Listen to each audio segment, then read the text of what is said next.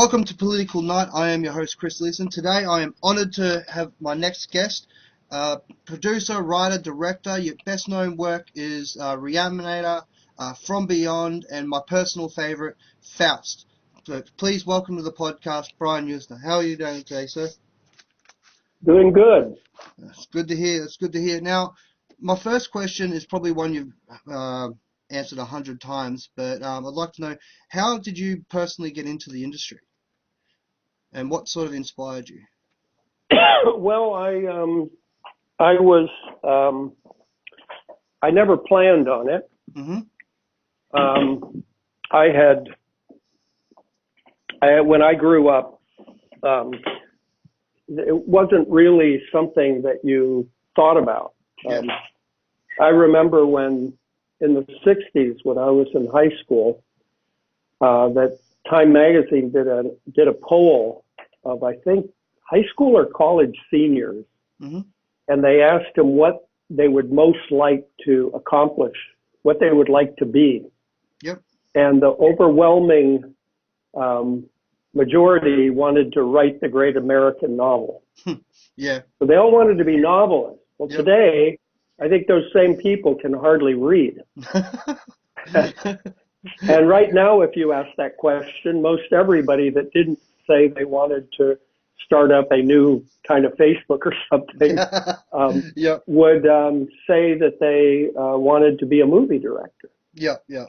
So this is how things have changed. And so when I was growing up, it wasn't really, who knew how movies were made, really? You'd have to read about it. Mm-hmm.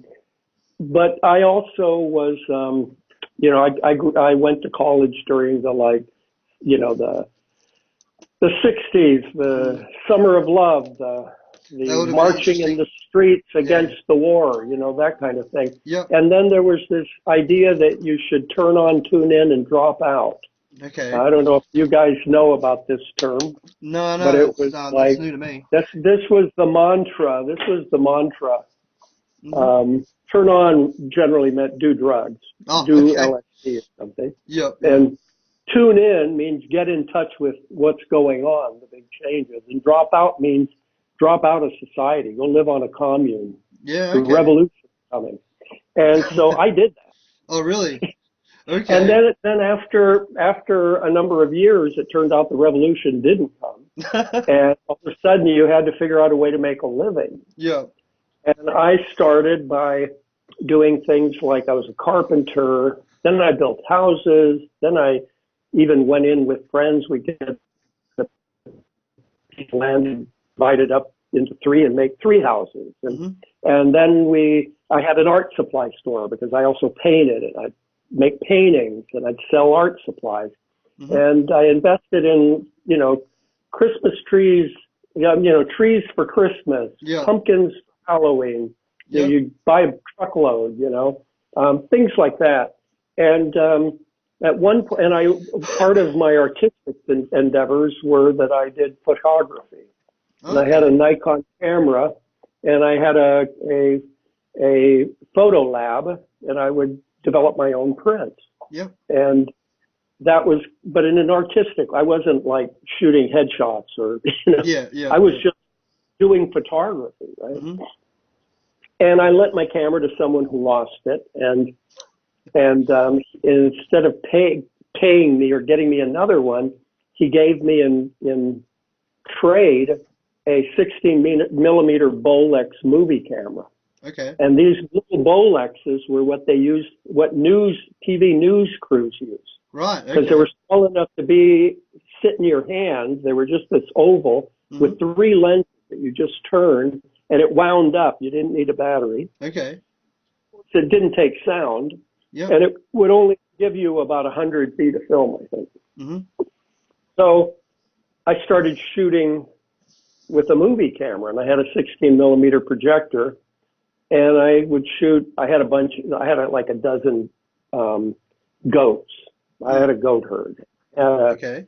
Some turkeys, sort of guard turkeys, and I had, I lived in the country, and so I started shooting those animals, and man, it looked like Bergman to me.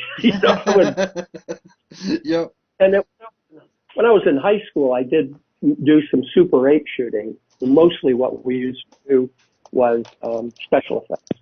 Yeah.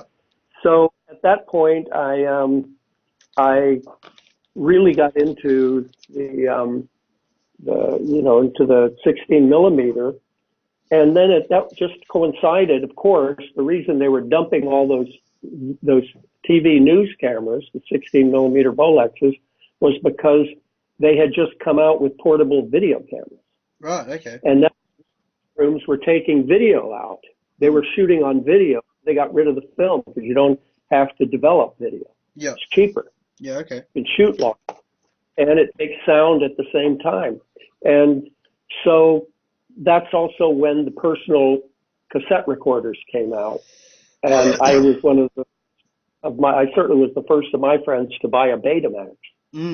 Okay. And Betamax, but of course you couldn't get any program for it for these high-end kind of porno movies. It cost like $80 for a movie back in the 70s. And but you could get blank tapes. And so one Christmas I spent alone, and I recorded my first 2 movies on my videotape. Mm-hmm. And one was Kubrick's The Killing, and the other one was The Spiral Staircase with Dorothy McGuire. And that was the first time I had the power to start and stop a movie, go backwards, watch a scene twice.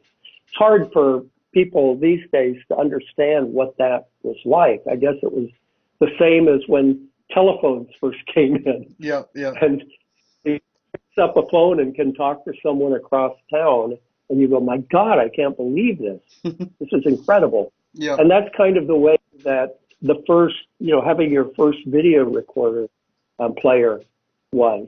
You were like, wow, you can watch a movie over and over again. Yeah. It's not just going to the movie theater. And so that was the same day that I decided to write a script based on my friend's short story. Mm-hmm. And that I didn't know how to write a script, but I read books, Yeah. And there was a short film that I made, sort of my student film. I never went to school for any film or anything like that, of course. Yeah.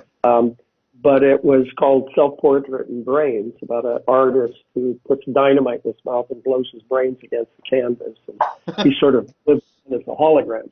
Okay. And so I found someone who had gone to the radio, TV, and motion picture department of the University of North Carolina, and I was based in Chapel Hill. And so I put an ad in the paper, and this guy said, well, I know how to make a movie. I said, I need somebody to help me make a movie. And he said, I'm on unemployment, so I'll do it for nothing. And so the 2 of us went out. We started trying to shoot this movie. And I got another guy to direct it. Yep. And I got a sound guy. And I said, I know what the director does, but what does the producer do? I have no idea what a producer does.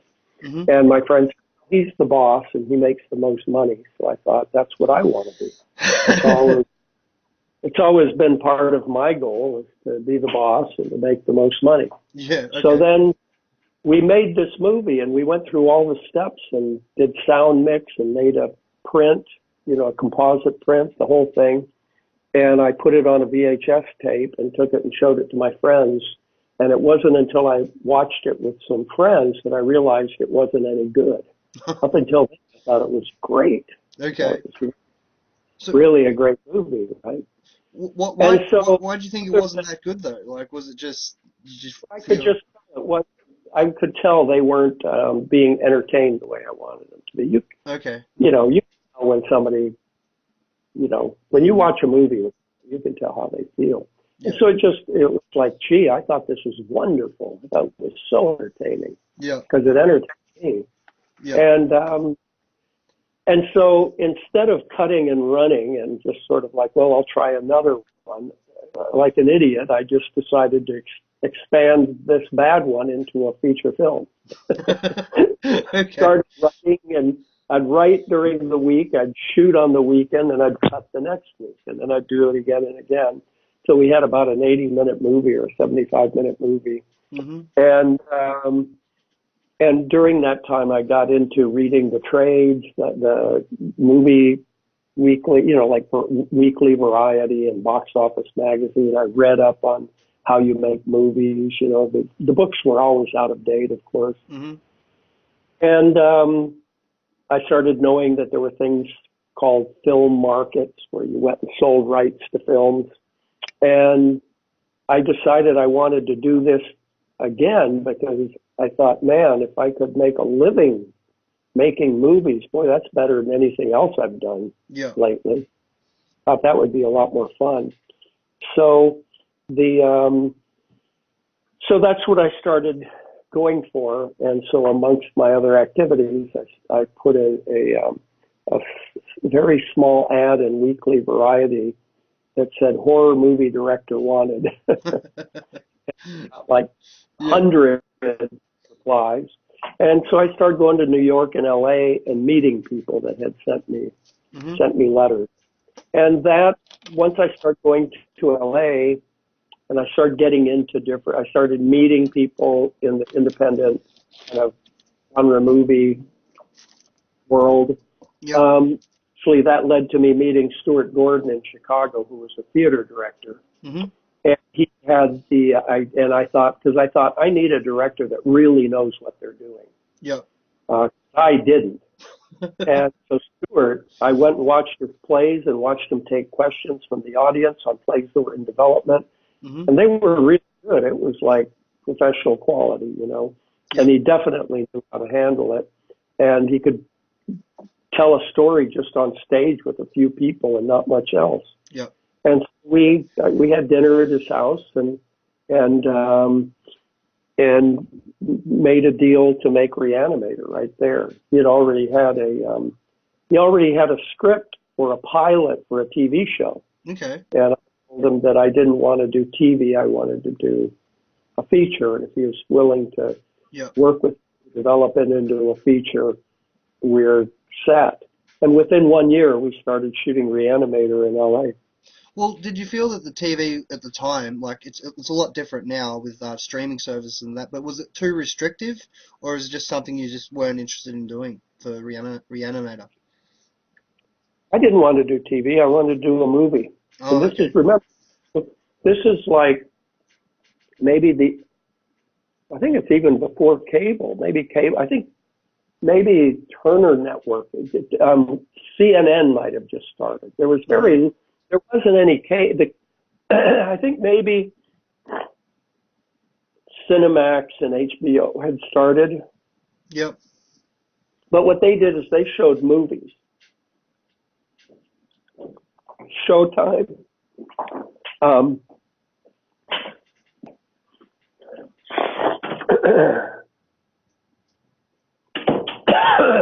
But there was nothing like, I mean, it's totally, now with the advent of really fast internet, which is what this is all based on, it's the delivery system. All of a sudden, TV, there's so many places to show, I don't even think you can call it television anymore. Mm. Cable series and streaming and stuff, that a whole different product came out of that. So what happened, the video I made my living doing basically movies for video. Mm-hmm. I mean, that's ultimately where the money came from. And that worked like gangbusters in the 80s when the studios didn't want their movies on video. They saw it as a threat to them. Okay. And so the mom and pop video stores that were popping up everywhere, they needed, every time if you started a video store, you'd need like a few thousand VHSs. You had to buy them. Yeah. So what would you buy? You would buy cheaper stuff or stuff that was now starting to be made just for you. And the thing that, the original thing that sold on home video, just like with the internet, it was porno first. Then after porn goes into exploitation stuff, right? Yeah. Horror, action, these types of everything, and more like erotic, like kind of sexy but not porno, Yeah, yeah. And but then but once the studio started seeing the business get so huge, the business started consolidating, and the studios started putting out their own stuff. Mm-hmm. And then it got to the point in the 90s when Blockbuster was like the Netflix. So they ran everything. When you made a movie, you almost had to get Blockbuster to read the script so that you could deal for how much shelf space you could get. If you can't get you'll never make any money. It's that's important.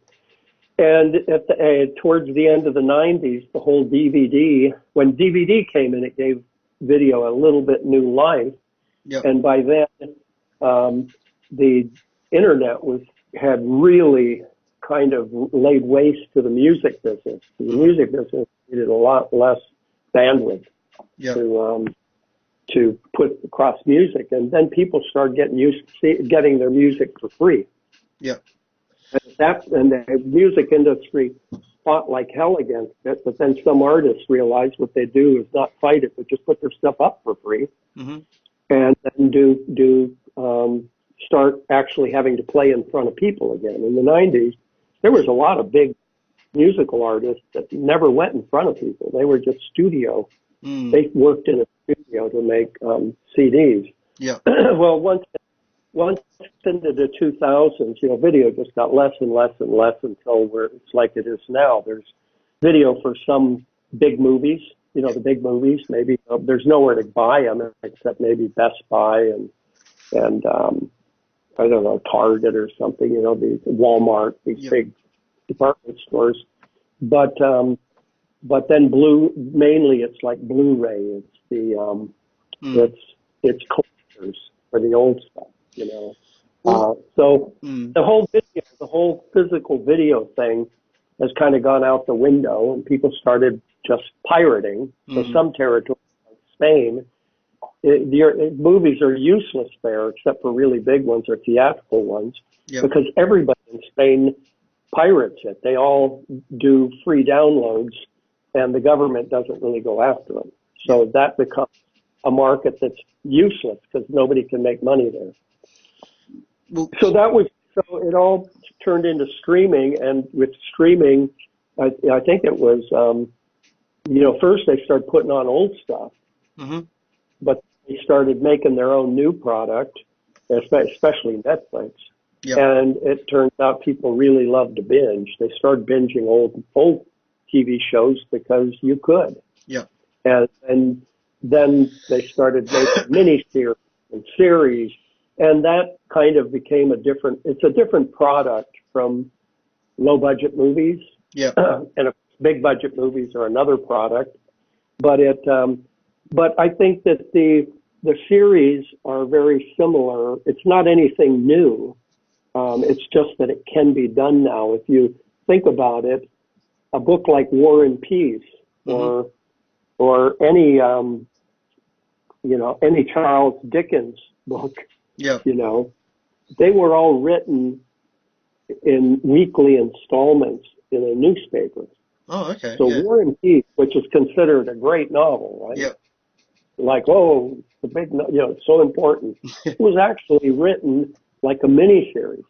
Right. And then so the book actually kind of doesn't really have a good doesn't really conclude. I mean, it's like 1,000 pages. Yeah. It doesn't really conclude in the last 100 pages or more.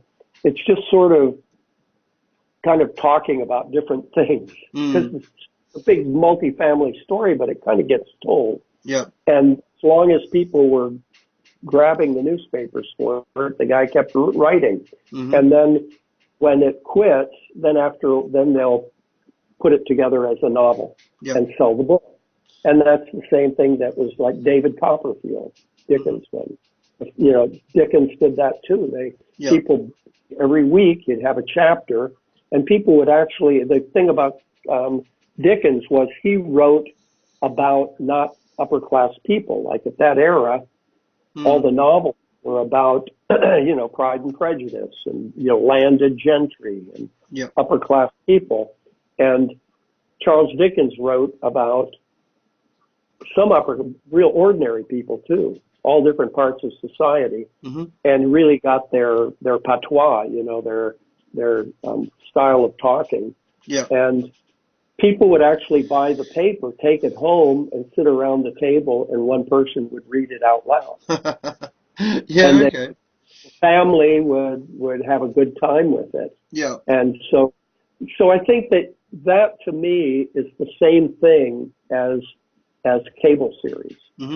And so cable series is now, I mean, there is no real business in making independent movies. Of course, it's always been a, you know, kind of a huge risk to make movies. But in the 80s, during the video time, there was a time when you could get money back from video. Yeah. So if you made it for a price, you could get the money back. Now that's not the case. You can make a movie and not sell it anywhere. And especially now, it's so easy to make a movie because you can make it with your phone. You can shoot it with your phone. You can download a free copy of Final Cut Pro, and you can, you know, the After Effects, and you can do everything on your computer. So you can make a movie without, and the digital cameras are so sensitive. You could shoot you don't have to light really. Yeah. Now, that makes a good movie. Well, you know, all those, you know, lighting is a big part of making a movie. But you can make a movie without it, and so everybody makes movies now for any amount of money, 15 grand, 30 grand. But they're not but nobody professional has to be involved. Yeah. When I made my first movie in LA, Re-Animator, I was probably the only non-professional on the crew. Yeah. Yeah. The boss, right? I was signing checks. Isn't it quite sad that the independent media is now gone though? Like, you know, oh, hang on. Sorry. Oh, my mum's trying to ring me.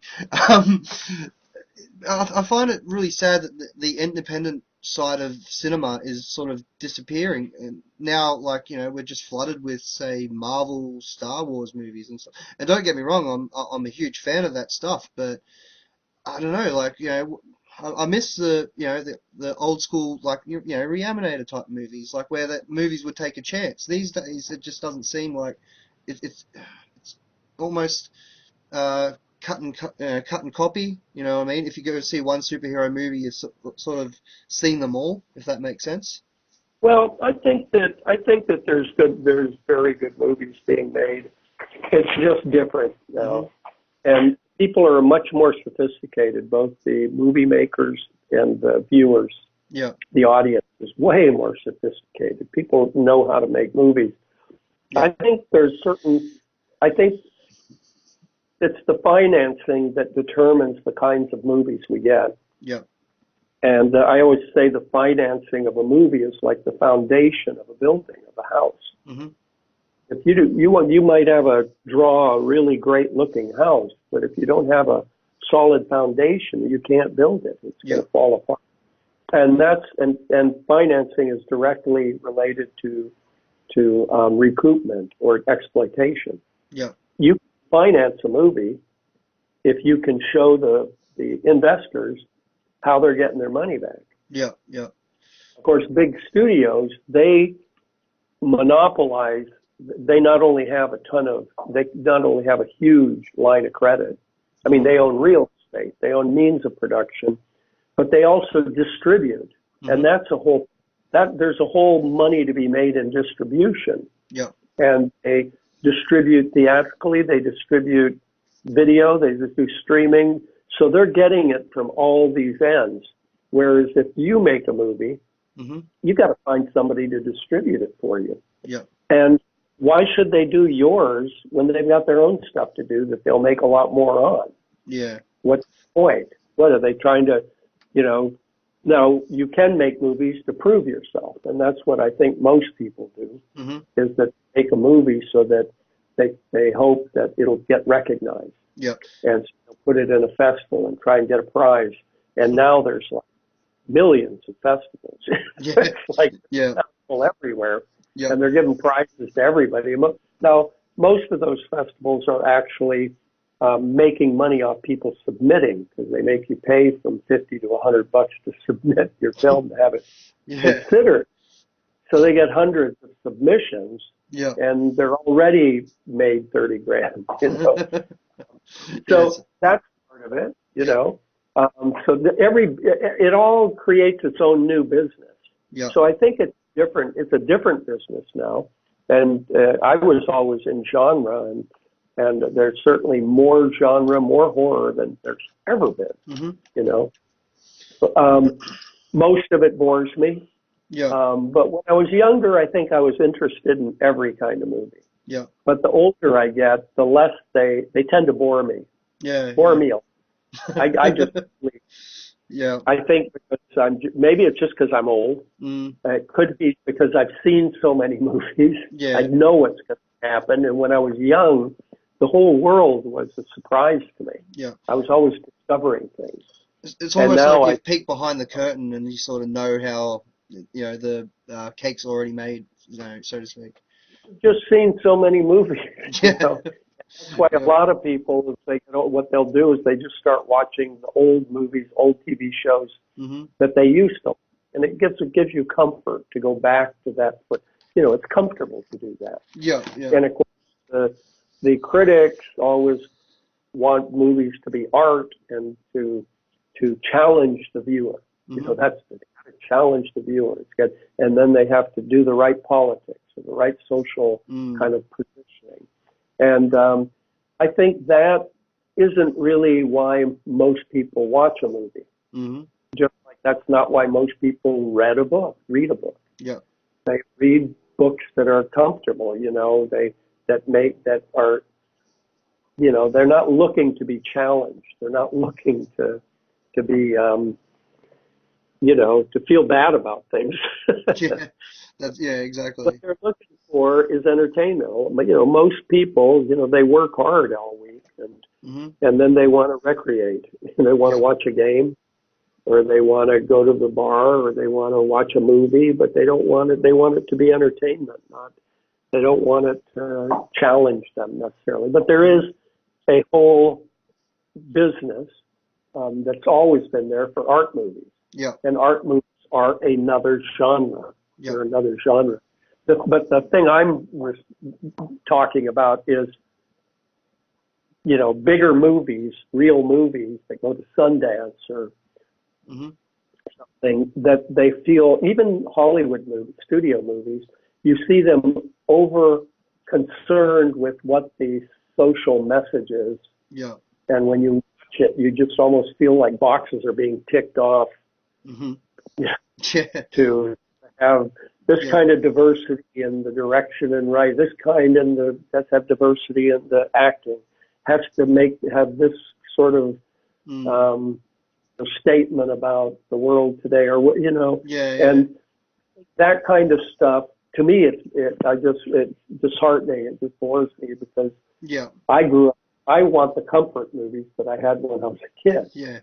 And so I want to see movies that are fun, that are kind of really entertaining.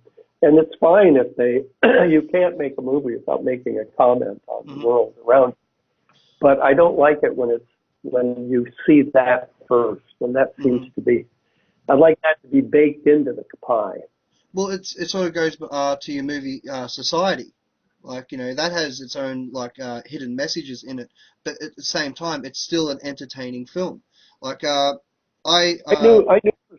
I said to a friend that I was doing this interview, and he literally ran out of the room and came back with a pile of your movies and said, oh, here, you need to watch this, because I'd mentioned that I hadn't watched Society yet, and he almost backhanded me up the side of the head and ran out of the room, came back with a bunch of your movies. He's like, watch these first. So in preparation, last few days, I've just been binge watching it. And I asked him what Society was about, and he's like, I'm not telling you a word. He's like, I'm just going to send you in cold. And I was like, oh God, I don't know, how I'm going to take that. I sat through the movie, and at first I'm like, oh, okay, I get this. It's like an 80s comedy or something. Just the vibe I was getting at the very first. And then that last, half hour, 40 minutes of that movie, I was just like, oh god damn, they're eating him. What you know?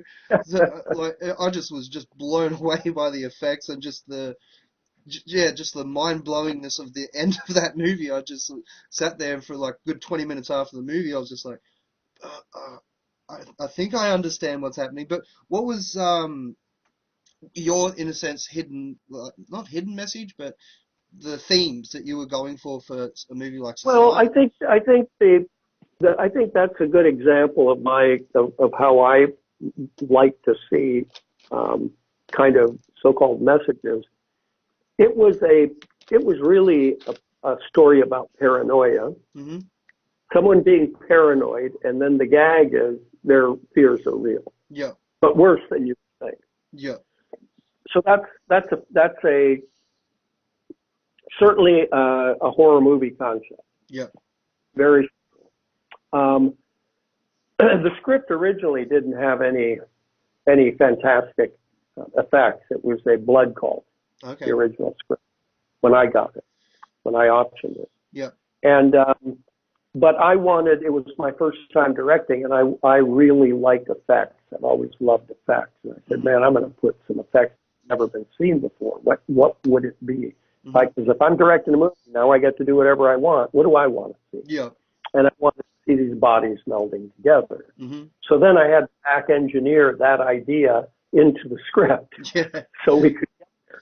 And so I came up with a whole mythology, which I won't go into right now, but there's a whole mythology for how it all exists. Yeah. And I saw that the script that I had was not just about paranoia, but it was an upper class thing. Mm-hmm. And it was a kid who was in the upper class who felt like he was adopted. He wasn't a part of it. Like, I think almost every teenager at one point thought maybe they're adopted. They couldn't be related to these people. Yeah. Yeah. And so you can identify with that very easily. But he was going to be somebody who had everything going for him. Mm-hmm. It's one thing to be disaffected, and if you're kind of aren't really benefiting from the system you're in. Mm-hmm. But here's a guy, he's president of the basketball team, he's president of the student body, he's popular, you know. Yeah. So he should have, parents are really rich, he should have everything going for him, but he still has these problems. Yeah. And the idea that it turns out that it's real was like I said, that's the gimmick. Mm-hmm. And that is and so we're just building up to that. Yeah. It's like a sucker punch movie. Yeah. But I saw that there was a whole, there was a class thing going on with it. Mm-hmm.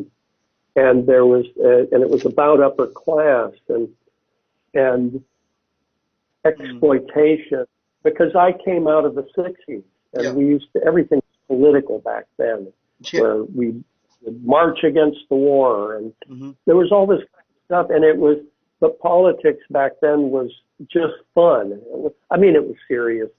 You didn't want to go to war and stuff, but really you're 18, 20 years old. This is where you're getting together with the opposite sex. This is where you're having fun with your friends. It becomes the great thing to do, and but it was politics. It was Nixon, it seemed like the Vietnam. You felt it was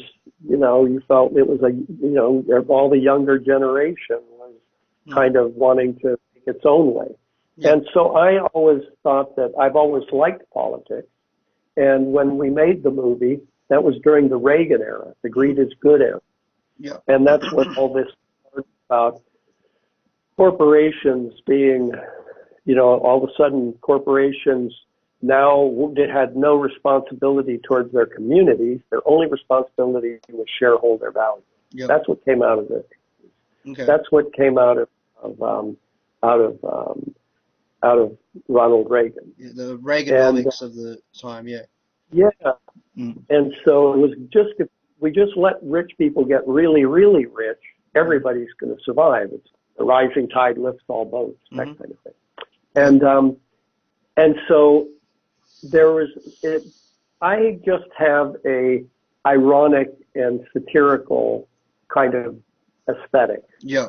I grew up reading horror comic books, Mad Magazine, Yeah. Mad Magazine taught me satire. I didn't know what satire was when I was a little kid. Mm-hmm. And I just always have liked that. I always, my idea of something that's funny is usually ironic. It's usually satirical. And so I can't, I mean, even Re-Animator, you can see that sensibility coming out from Gordon in his direction. Yeah. Though things can be played straight and still give you a laugh. Mm-hmm. And it doesn't mean it's funny. It doesn't mean that you're not doing it seriously. Yeah. It just means that the irony of it gets to you, and that's why you can watch a horror movie that terrible things are happening, and yet you enjoy it and even laugh at it. So that was my, going into it, I just thought, how can I use this idea of the dissolute upper class and class exploitation and make that be the basis for kind of a sci-fi horror movie. Yeah. That they really are a different breed. And I thought, well, nobody's done that. Mm-hmm. And so I've got, this is, I'll have open field. Yeah. Because this is something I've never seen. And it's like having a new mythology. Instead of doing a vampire or a werewolf, we know all the tropes of different subgenres in horror. And I don't even think, I never thought Society was horror, and I'm a big horror fan, but I just felt like it was weirder than that. It was kind of a surrealistic movie. Yeah. But it definitely was satirical about the era in which it was. I mean, the framing device of it is a high school hijinks movie. So that's just like any cheap high school comedy. Yeah. See, that's what I thought I was getting when I first threw it on. I think it's the lighting and just the sort of tone and everything like that. I was, and if it wasn't for the opening credits showing a bit of what what was left to come, I would have, honestly, for the first, hour of the movie, thought, okay, I'm watching a comedy here. You know what I mean? Just this kid's a little bit paranoid and But what I did notice is that his friend, the one that gets murdered. They think murdered in the truck flip when the car flips over and that, the one that gives him the tape originally. I noticed that at the very beginning, like everyone's like great looking, everyone's so beautiful, but this one guy, a little bit chubbier, he's not quite as good looking as everybody else, and the parents are quickly like, "Oh, I didn't think you were, seeing that boy anymore. Like, what's he sort of doing here?" Type of thing. And I noticed like how he was a bit of an outsider, even just on a visual level, if that makes sense. Like, you just need to look at him, and he's not quite as, he might not be as popular. He's definitely not as good looking as the rest of the cast. No, I'm not trying to put the actor down by any means, but well, he's not a part of society. Yeah, exactly. Yeah, and you can it's kind of like in the U.S. even back to slavery days. In the South, white kids and black kids would play together until they time to go to school. Yeah. It's okay then. But once they start, then you have to kind of segregate it. Yeah. And say you can't be playing with those kids anymore. You're not, they're not one of us. Yeah, yeah. And that's even a line that's in society. It says, he's not one of us. You're not one of us. Yeah. Remember, he says, we don't come from outer space or anything like that. Mm-hmm. Yeah. We're not aliens or anything like that. We're not, we're a different breed, a different species, a different class. But the class is higher than any. Yeah. And so that is a way of, it's just a way of making kind of a, kind of a genre movie, but based on a different mythology. Yeah. Based on a kind of class mythology. And I thought it was clever. I thought doing that was clever. but I also didn't ever want to, and I came up with a whole history of how this happened from the caveman times on. Mm-hmm. But I didn't want somebody to go up on a blackboard. You know how the old 50s movies, somebody would always explain. Oh, yeah. You'd have that You know, one they'd professor character who's given an yeah, expedition dump kind of thing. explain what happened, how this happened. And I thought, no, if I need to do that, no, I don't want to do that. Mm-hmm. You know, it's that kind of stopping the movie. I thought it should work without you even thinking about it. Yeah. It shouldn't matter if it is based on understanding the mythology. Well, then the movie's failing. Mm-hmm. You know, it's kind of like I think of a lot of genre movies as being like roller coaster rides. Yeah. It's if you get in your car and you drive up in the mountains and just go too fast, Mm-hmm. you get a sense of vertigo and a thrill, but you could go off the cliff and die. Yeah. The danger is real. And on the other hand, if you go on a roller coaster, you'll get that same adrenaline and everything, but it's safe. Yeah. You're not going to die. And I think that's the way a horror movie is. It's like you can get the thrill, Mm-hmm. but then the movie's over. Yeah. It's just an entertainment, like a theme park ride. Mm-hmm. And so I think that you know, that's kind of that's the attraction, I think, of these kinds of movies is we get to, it's even just, and even in regular movies, you get to kind of live a different life. Yeah. See something different. And with horror, my God, you would hate to, you would never want to experience the kinds of horrible things that happen in horror. I'm not like a body count guy or anything. I like surrealism. Mm-hmm. I like expressionism. I like weird things, you know, things that are more bizarre. I get a kick out of that. Mm-hmm. But I do like any kind of classic kind of horror story, monkey's paw type thing, you know, Halloween or something. But those are the ones that rise to a certain occasion, and they're ridiculous. Yeah. Generally. And I'm not interested in seeing something. If I want real horror, I'll go to a cancer hospital. You know? Yeah. If I want fear, I'll look at my mortgage statement and figure out how I'm going to pay. You know, that's what happens when you grow up. Yeah. But when you're an adolescent, you're a horror fan because an adolescent, you're all of a sudden realizing sex and death. Yeah. And bodily changes and urges you can't control. All these kinds of things. Every adolescent going through puberty, I think, is just the natural horror fan. Yeah. But as they get older, they drop that and then they go on to other things. They deal with their lives. Some people don't. Mm-hmm. People like me and people like, you know, more grown horror fans who are still horror fans when they're in their 30s. Yeah.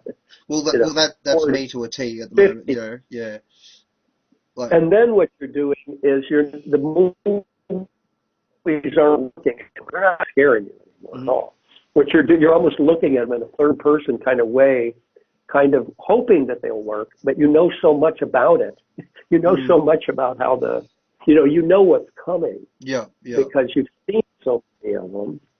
And you see the dicey acting, the dicey writing. Things are, you know, as you get older, if you get into movies, it starts getting to the point you can tell what's going to happen in the movie from the beginning. Yeah. You see the pattern. Yeah. And if a movie's, but you also have a higher appreciation in a way that you never had when you were, more ignorant about movies or less experienced. You have a higher appreciation for things when that is done well. Yeah. Well, you know, that's what I love about the Society movie. Like, you know, I honestly did not, like, as my mate said, he's like, I'm not telling you a bloody word. You know, you just need to go and watch this movie. And I'm so glad he did it that way because honestly, like, as I said before, but that last half an hour of that movie when they just start feasting on the guy and just, you know, everyone starts turning to mush in a sense. I was just completely blown away, and I did not see that coming. Honestly, like the part where the very beginning of the movie where they're at the beach and his girlfriend at the time's trying to get him to go over to the other guy and say, oh, get us invited to that party. There's two kids that come up and sort of squirt him with the thing. He's like, die, alien scum. I was like, oh, okay, they're aliens. Like, you know what I mean? There's something to do with aliens type of thing. And, like, that was a very big red herring because by the time you get to the later on the movie, he's like, oh, you guys are aliens. Oh, no, we're much older than that. You know, we're a different, as you said before, we're a different species. I just sat back and like, oh, okay, you know, like, it just, again, like, I'm probably dribbling on about that movie a little bit, but I literally just watched it 2 days ago, and I just like, Well, you know, it's funny. It's funny that movie. That movie, I thought it was my first movie directing. I thought it was going to be like top of the box office. I mean, because I'm like an aspirational thinker.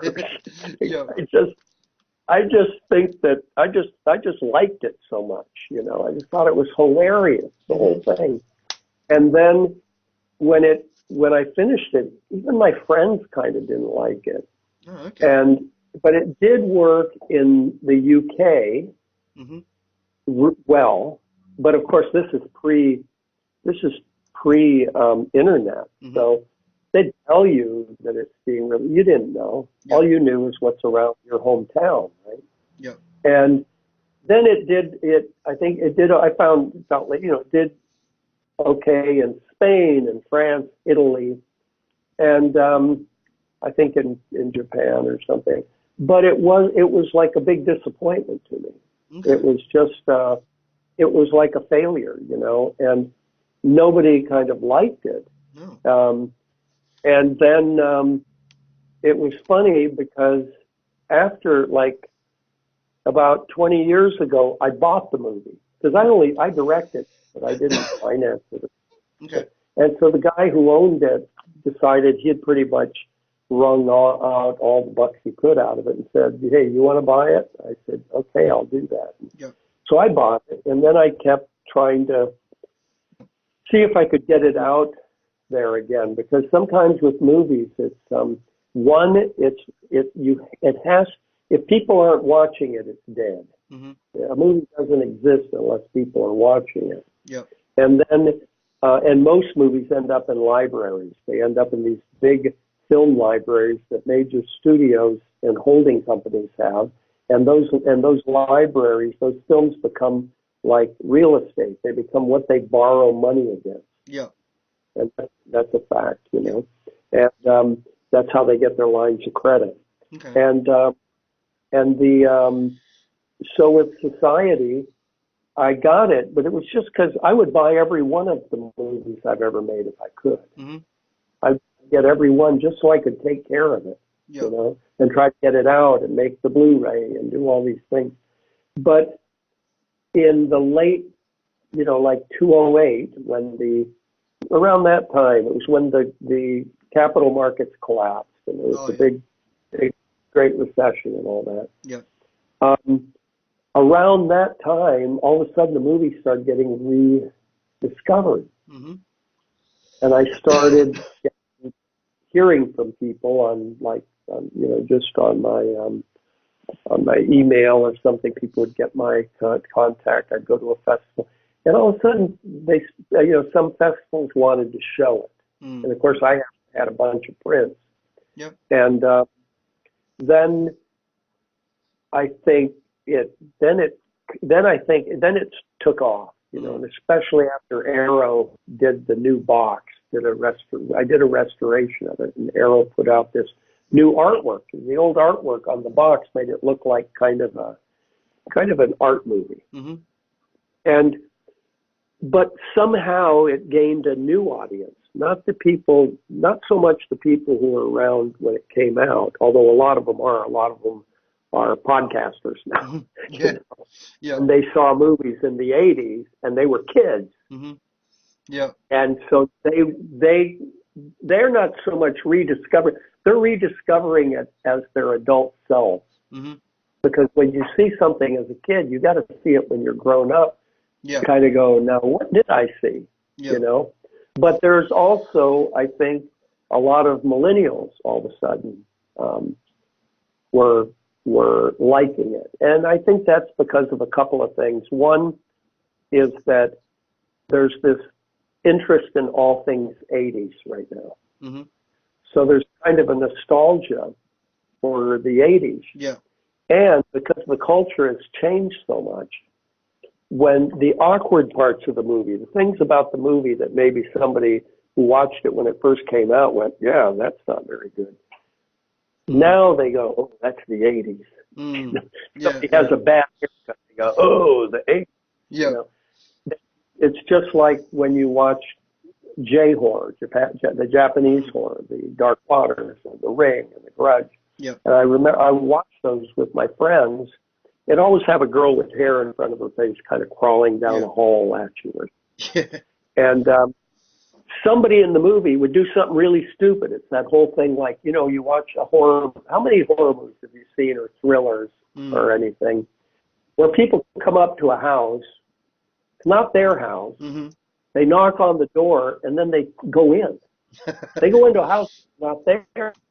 Yeah. Have you ever done that? Have you ever gone to somebody's house that you didn't know, that you're going, hey, is anybody home? Yeah. I'll just walk in and Well, of course you would. I've seen too many horror movies to know that's not a good idea. So. Well, it's a trope of genre movies that's ridiculous. Yeah. You know? So in these J-horror things, somebody would do something like that. And I remember I would say, that's pretty stupid. Yeah, yeah. And my friends would go, no, Japanese culture. Okay. And then I'd tell my friend, I worked with the guy who created all those, who produced all those movies, Takai Chise. He said, no, it's stupid. It's stupid. We forgive it because we think, oh, it's Japan. Yeah. And it could be one reason why some of my movies looked better in Europe, because they said, oh, it's American, whereas here they didn't like the depiction. Yeah. And I think as time went by, people look back at the 80s, so I think they forgive a lot of the weaknesses in the movie, some of the more cringeworthy elements of the movie, because they go, oh, it's 80s. Part of it is because if you like a movie, it's like winning a ball game. Yep. You know, two teams are fighting to the very end, and the last second, one team wins, and then the team that lost is blaming their coach, their players. It's a disaster. They've got to trade everybody away because they lost it on what basically could have gone either way. Yeah. And I think with a movie, when you like a movie, you tend to forgive all the bad elements of it. Well, you tend to go, well, but you know, it was a great movie, you know, and so I think the scale shifted on society. Also, back when it was made, it was the greatest good time. It was Reagan era, and in America especially, people don't believe in class. They think that hey, work hard, you're going to be a billionaire. You know, it's just hard work. And people who have a lot of money, even if they're gangsters, they did something right. Because God wouldn't have given them all that money if they didn't do something right. You know, they're working harder than the rest of us. Yeah. And so there's that attitude. Whereas in the UK, they know about class. I mean, the accent you speak with in the UK tells everybody exactly where you're at. Yeah, exactly. You can't escape it.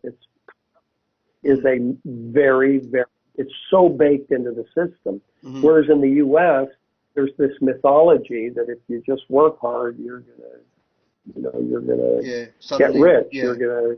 But I think after the Great Recession, you know, there was a whole generation of kids that did everything they were supposed to do. They weren't like rebellious like me. You know, they didn't drop out and not prepare for life. They studied in school. They took the test to get into a good college. They went into debt to go to college. They came out to get a job, and all of a sudden the jobs aren't there and they can't afford the housing, and they feel betrayed. Yeah. They said, hey, I did everything. What happened? Where's the system? Yeah. And then I think that gave people, and then they see the billionaires getting forgiven their debts, you know.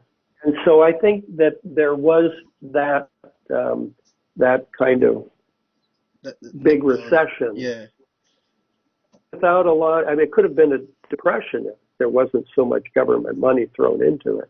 But so I think that made people be more aware of, I don't know, I guess, economic inequities or economic difference.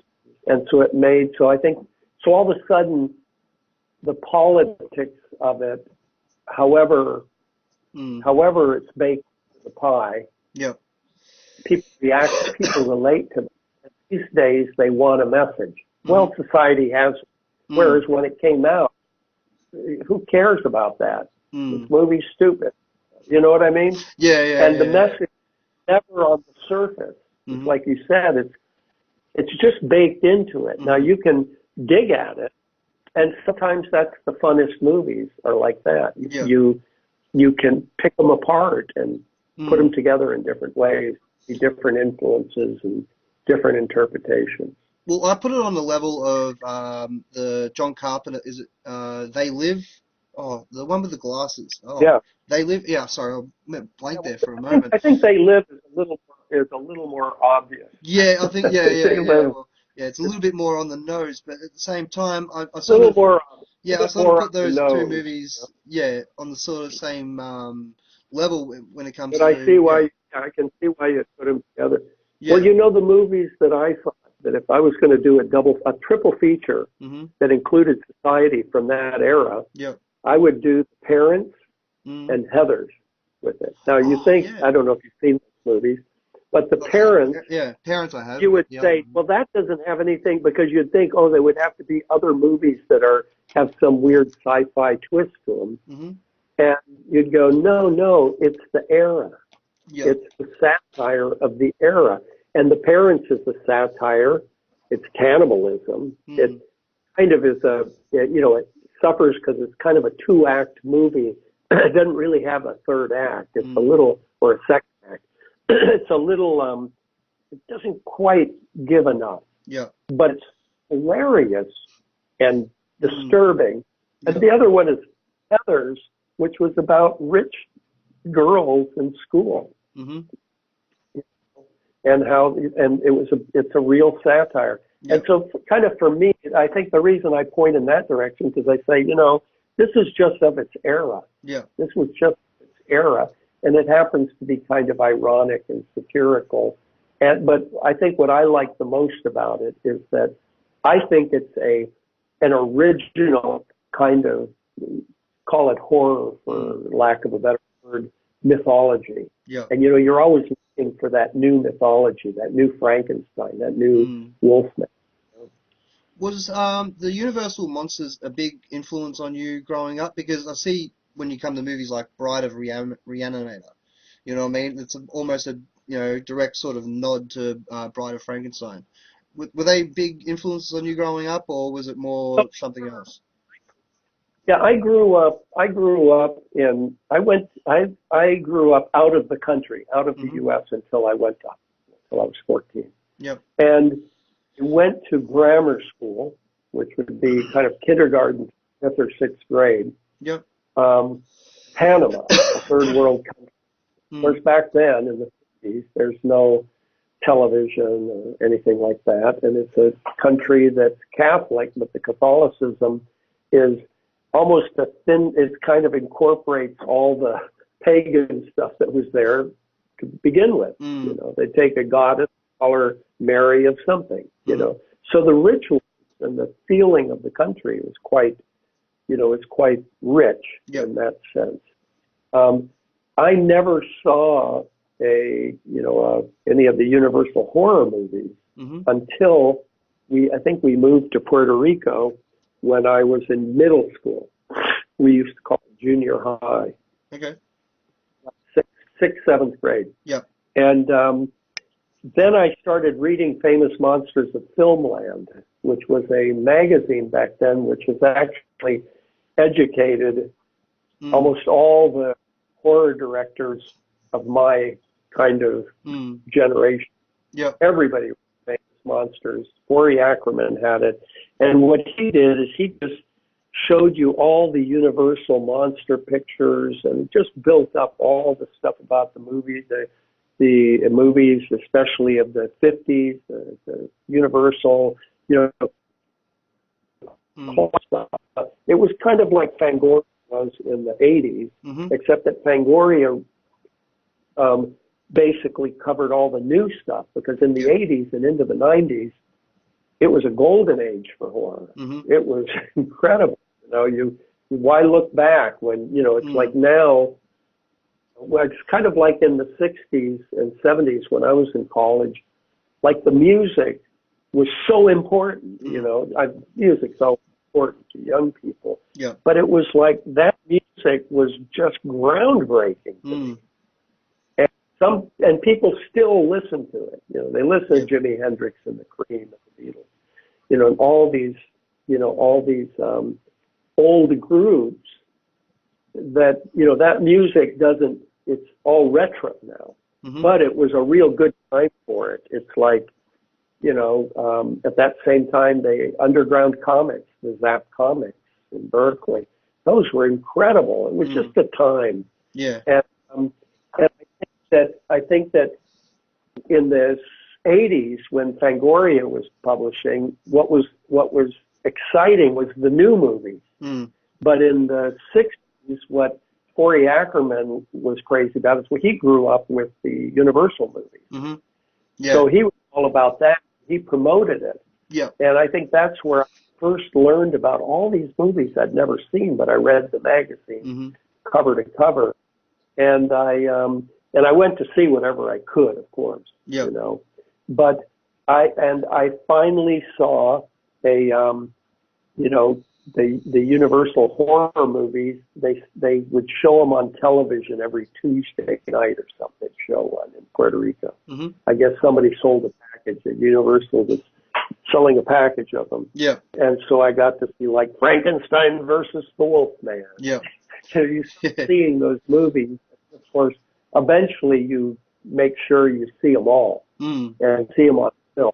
Yeah. And but they, you know, they influenced me basically at first from what I imagined them to be.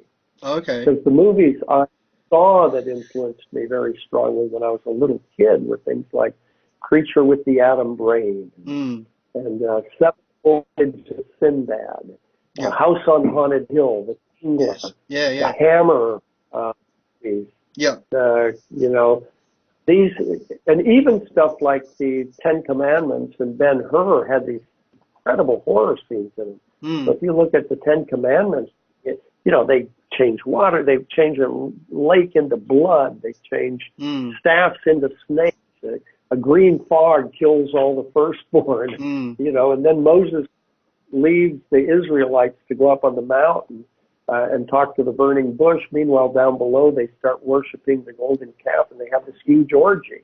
Well, the orgy was done as a PG thing, because back then movies had to be for the whole family. Yeah. It's a biblical movie, for Christ's sake, inspirational. But so it wasn't like, it wasn't graphic, but the way people were acting for an 8-year-old or something, you're going, oh my God, it's like overload. Yeah. They were like sexual. And I'm sure that had a big influence on me for making like the big shunting in society. It gave me this idea that at the end of the movie, it should have this big orgy. There should be this, you know, even at the end of Re-Animator, we just wanted to put a whole bunch of zombies. You know? And so, you know, not in From Beyond. From Beyond, it's just like a duel at the end. But on Society, it's just a big orgy. It's the disturbing orgy. You know? So in a way, it's probably a direct result of watching the Ten Commandments. I never would have thought that making the connection from the Ten Commandments to the end of Society. I think you have to, but no, I I'm guess only you're right. looking at it from I'm only looking at it from inside my life, from my experience. Because as I made movies, then I started studying them. I never studied movies at all. Never took a class of anything. But once I started making them, I started feeling a little bit insecure about myself in settings where I had to talk about movies. Mm-hmm. And as they say, the language of movies is movies, or the language of film is film. I don't know how people can say film anymore because there is no film. You know? Yeah. It's pixels or something. Mm. But I think that, so I started reading histories of movies and watching everything. Like I watched every silent movie I could. So I tried to be versed in it. Yeah. And then I also did the same thing with music, with film criticism, which is a little denser. But because I didn't want to be feeling, because I always felt like I had to defend genre movies. Why do I have to defend this? Why is it just taken for granted that these movies are shit? Yeah. That they're not, they come up short against, that somehow you have to defend yourself if you like genre movies. Well, I grew up with horror films, and everyone kept telling me that you know, like my grandmother my grandmother, mother, all of her friends, oh, don't let Chris watch these movies. He'll start murdering people when he turns 15, something like that. Like suddenly I'm gonna pick up a hockey mask and go, God damn it, Ben, you know, now you're done. I don't know where they get these ideas from, but I agree with you having to defend something that you like. You know what I mean? Like my dad loves murder mystery shows. You know, he's constantly watching all these murder mystery shows, and then I put on a horror film. And he'd be like, "Oh my God, I can't believe how you can sit here and watch this." I'm like, "Dad, you just watched a TV show about a guy who murdered his, two kids or something like that in a very gruesome manner. But this is bad. You know what I mean? This is fantasy. So there's also, yeah, I mean, it's also kind of, I can't watch a movie about somebody dying of cancer. A lot of people, they cry their hearts out. Yeah. But I'll watch somebody who has an alien disease. Yeah. And I think in horror movies, you get to deal with things from a certain distance of implausibility and fantasy that allows you to deal with ideas and experiences in a different way. You know, I hate to watch real suffering. Yeah. But I'll watch suffering in a movie. Yeah. You know, I'll watch a horror movie. That's part of the trope. What I came up with to defend it was I looked at film criticism, and I saw that in general that in film history, from the very beginning, film diverging paths. One was the Lumieres, and one was Méliès. So the Lumiere brothers, and they're both in France. Lumieres were they took their cameras to the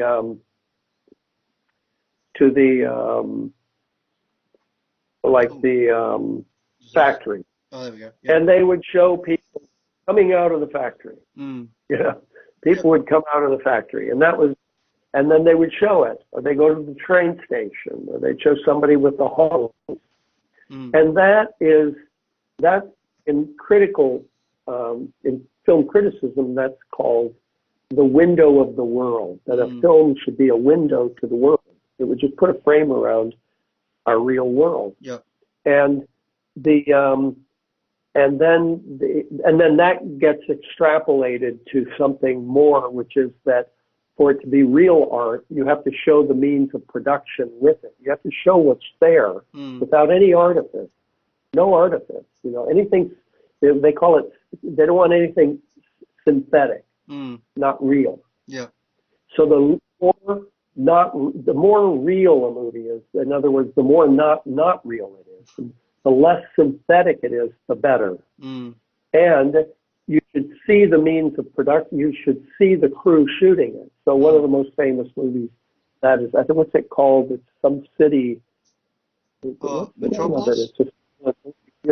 No, where you see the crew with the camera. You'll see them in the mirror and stuff. And so this is kind of the height of that kind of theory, this window to the world kind of theory, this non-artifice, non-synthetic. And you'll hear people in, especially in Europe, they'll say, "Oh, that's so synthetic," and all this. Well, the other, at the same time as the Lumieres, there was Méliès, and he was a magician, and he had a theater in Paris. And when he got a hold of film, what he did is he made movies like magic tricks. He had people getting, you know, when you see the moon with the bullet in the eye? Yeah, yeah, yeah. That's Méliès. Okay. That's one of his movies.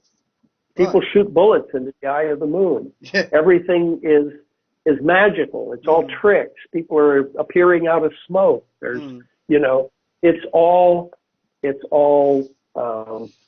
synthetic.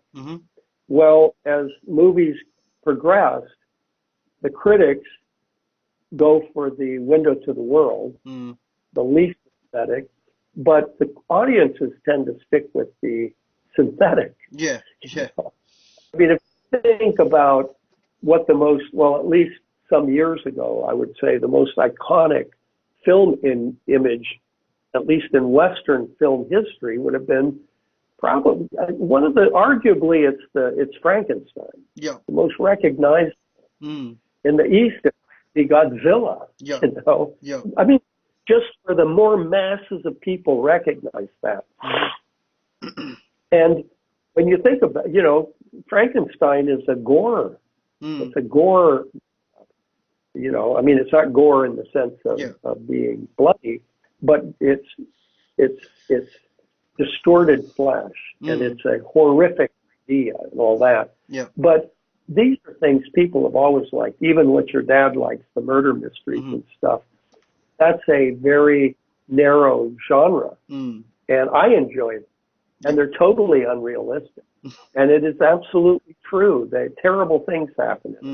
And if the things are more, if it gets to be disturbing, it starts becoming a thriller, not a murder mystery. Yeah, yeah. Because the murder mystery, it's just the puzzle that's fun. And it's fun to see the characters, and we've seen this all the time, and we see different permutations of the same type of thing. Yeah. And in a horror movie, it's the same way, but if you're not familiar with them, you're just repulsed by it, because, yeah, a lot that happens is repulsive. But there's also, you know, there's also horror movies that someone who isn't a fan could, if they actually sat and watched it, they would find them pretty much fun, you know, pretty entertaining. Anyway, that was my way of studying it so that I could go, no, I'm a Méliès kind of guy. You know, I know that it's like if somebody criticizes you, the worst thing you could do is be ignorant of where that criticism is coming from. But if you know where the criticism is coming from, then you know what they're you know, they are buying into something they don't even know about. Yeah. They have no idea about this. They just grabbed onto a catchphrase. Yeah. So that was my theory about. I thought, well, I'll just take the time to kind of read up on everything, and then I don't have to, you know, then I can not have to defend it. I mean, if I want to defend it, but I can say, well, you know, I guess window to the world. I don't know. Yeah. Well, getting back to Re-animator, there's a lot of visual gags in that. Like, I remember probably 10 years ago now, I sat down to watch Re-animator with my girlfriend, and now she wasn't a big horror buff, you know what I mean? So I had to sort of give her a bit of a warning in that. But the head with the head scene, if you get, you know, that scene, that had her horrified. And then, like, suddenly she stopped and she's like, started laughing, like, you know what I mean? And I was just like, oh, so she's like, it's a head given head. And like, you know, and after that, she was fine, you know what I mean? Whatever horror film I put on, she sort of saw the, you know, bit of a visual gag. But I think the question is, how did the actress, Barbara Crampton, when asked to do a scene like that, like, how did she react to it? Like, well, you know, we had cast another actress. Really? Okay. Yeah, and that actress, once her mom saw the script, made her quit. Okay. You know? And Stewart did theater, and theater people don't make such a big deal about nudity like movie people. Yeah. You know, in theater, The thing about theater is I'm not a theater person, but I've been around them somewhat. But I see that people who are theater actors, it's almost like a therapy for them to be an actor. What they do on stage, what they're going for, is they're trying to find honesty. Mm-hmm. And so if they're serious about it, Yeah. they want to be a celebrity. And usually theater people are serious because there's no, you don't make a lot of money unless you go to the movies to make money. Mm. And so the honesty, I always think that, I mean, in a serious vein, what's nudity compared to emotional honesty? Mm-hmm. Yeah. I mean, nudity is a very superficial thing. Mm-hmm. Showing yourself is something else altogether. Yeah. And I'm not an actor, and I'm uncomfortable in front of the camera because I don't want anybody to see me. Mm-hmm. I don't want to expose myself. I don't think I could do that. I couldn't take the judgment. I couldn't take the exposure and the vulnerability. But so if you're a director, you're kind of more of a voyeur. You watch things. Yeah. Get people to do things. And you kind of learn how to work with people. And you certainly don't want to bully anybody into doing anything. Mm-hmm. You want to people want to do a part, they want to play a role, they want to do it generally. Of course, sometimes just the money and all that. Mm-hmm. But if it's something that's going to be difficult or it could be criticized, then they got to make a decision. So the first actress that was cast as Meg was, she quit. Mm-hmm. And then Barbara Crampton came in and she was willing to do it. And it made her famous. Yeah. Yeah, well. It made her famous. Yeah. It made her somebody that we know about. And she has huge fans. And it's, she didn't want to be in horror. Neither did Jeffrey, actually. Okay. They were just doing it as a job. Jeffrey had won a lot of awards, and I'm sure he saw his career going probably in a different direction. And Barbara was just trying to make it. And after doing a couple of horror movies, she went into the soap opera. Yeah, okay. She became a soap star. Really? Okay. And then she quit acting. She married a guy who was into finance in San Francisco. They lived in Marin County. And then I didn't see her again for so long until Stewart put on a interpretation of Re-Animator, which was the Re-Animator musical. Yeah, so it was a stage play with music. Yeah. Yeah. And so on the opening night, it was a very small theater. It's an Equity Waiver Theater, so there's only 99 seats. Mm-hmm. And it's just a postage stamp stage. It's not like a big theater, right? It's independent. Yeah. And he invited the cast from Re-Animator, and Barbara and Bruce Abbott and Jeffrey all came. Mm-hmm. And Barbara came, and she looked great. I was amazed. And she told me that she was going to get back into the horror stuff. Yeah. And wanted to move back down to LA and stuff. I said, I thought you were not into that. And she said, no, I'd go to dinner parties up there in San Francisco. Yeah. And everybody just wanted to talk to me about these horror movies I was in. Okay. Well, you know what I mean? Yeah, it was like that's what gave her cachet. Well, she just recently did a movie, You're Next. Have you seen that one? Yeah, I haven't seen, but I've seen stuff she's in. She's so active right now in the movie, in the independent movie scene. She's so positive, so into it. Yeah. And she just decided that, hey, this is what people, this is something that makes me stand out, and I'm going to embrace it. And I think the same thing has kind of happened to Jeffrey at this point. But it's funny because I never was like that. I always wanted to do horror, and I hated the idea of doing a movie that didn't have horror because that's what I liked. I didn't do it never did horror because it was a stepping stone to like real movies or anything. Yeah. That's just, it's my taste. That's what I like. I was going to ask you if there was a genre that you wanted to do. And that's why I don't want to apologize for it or have to defend it. Yeah. I go, you know what, this is my choice. This isn't something I'm doing because I, it's like, if I can make a real movie, or anything like that. It's like, this is what I like. Yeah. So I think that, with Barbara and Jeffrey, they just turned out that Re-Animator was so good. It was such a lucky break. And it had to do with the fact that we had this theater director who was doing this first movie. And so nobody had ever seen a movie like Re-Animator, a real horror movie. Well directed. It was just, and then of course I paid for it. So nobody was going to tell us what we could put in it or not put in it. Yeah. And so it just was a confluence of things, and it turned out really smashing. It turned out really great, and it got great reviews and everything. And so then that kind of marks you. If you kind of like they say, you get typecast or something. Well, for me, I pursued the typecast. I pursued.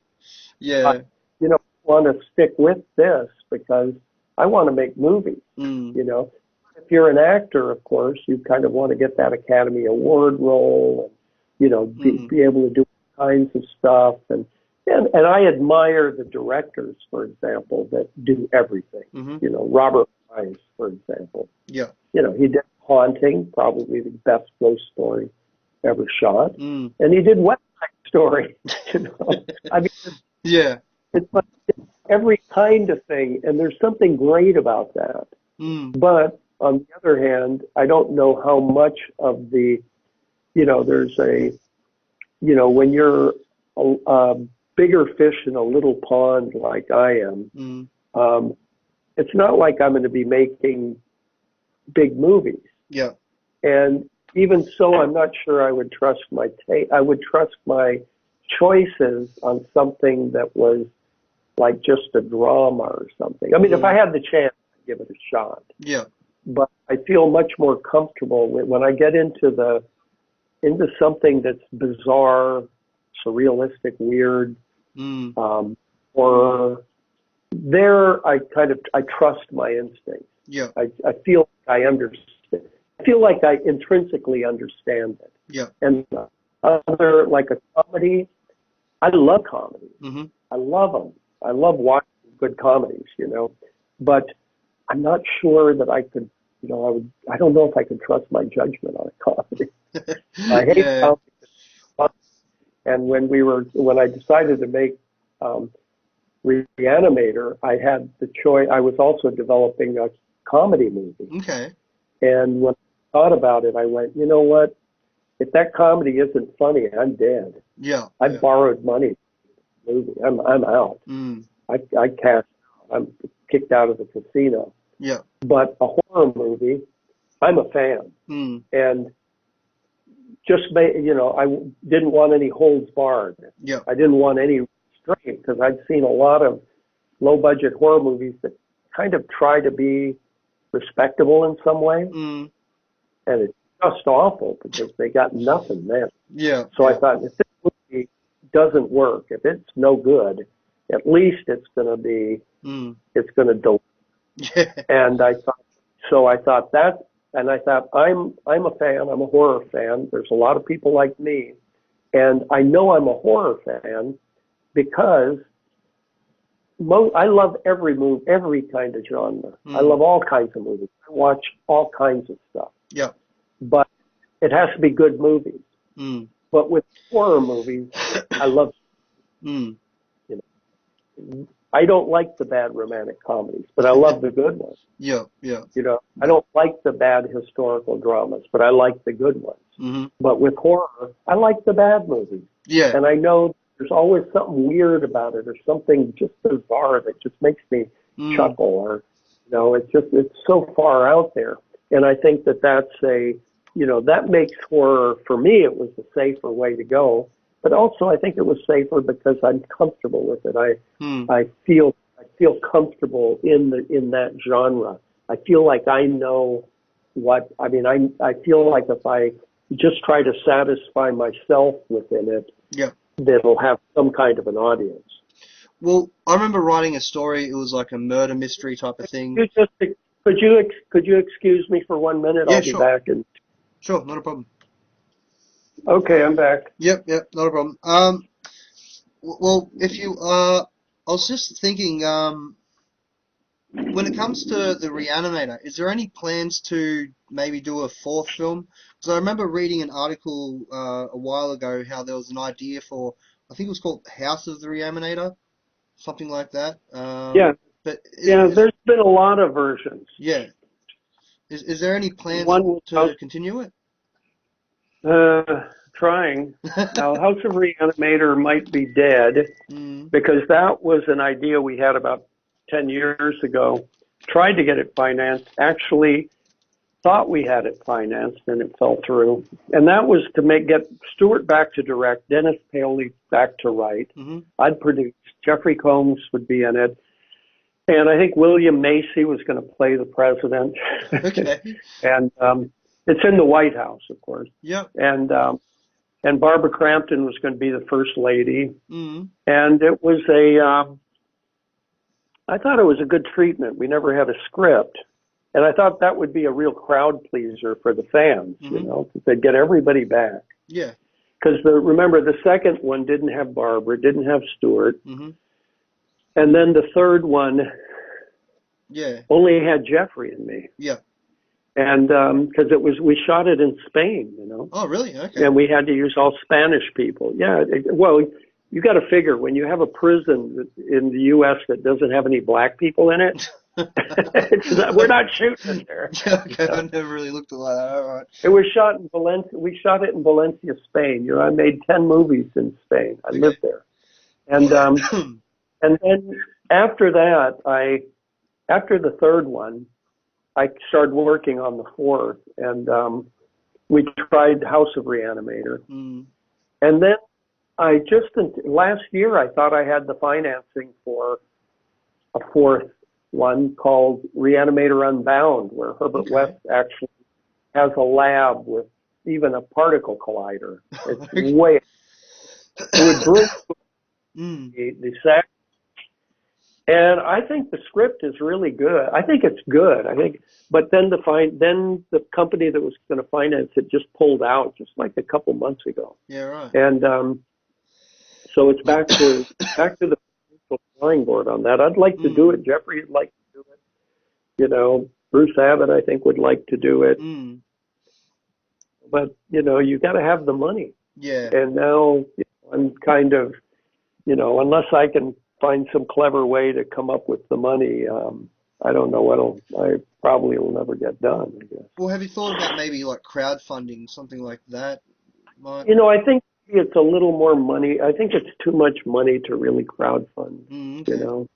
Budget would have to be, because you've got to understand that it's besides the fact that it just costs a certain amount to make movies. But on something like Re-Animator, people like Jeffrey Combs and Bruce Abbott and even Barbara Crampton, they want to get paid.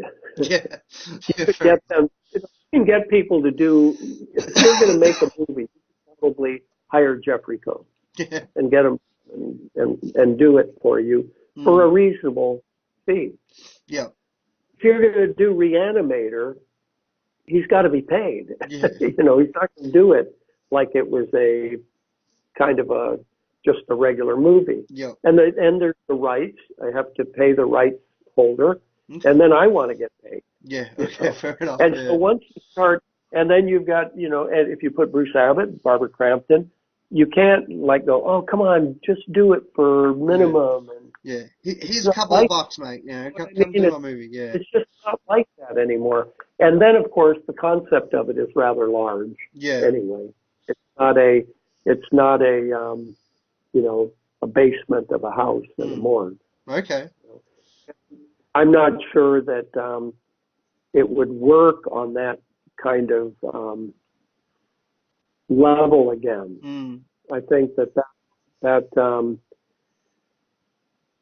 I don't know, maybe there's a way to reconceive the whole thing and do it cheaper. But what Mm. I saw with crowdfunding, I think Stuart Gordon and Jeffrey Combs tried to crowdfund a Edgar Allan Poe movie that Mm-hmm. they had. Yep. And I think they tried to crowdfund it. I think they needed like $350,000 or something, or $400,000. But they only raised something like 125 or 50. Mm.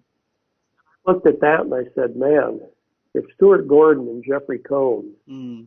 if that's as it goes with them, I don't have much chance.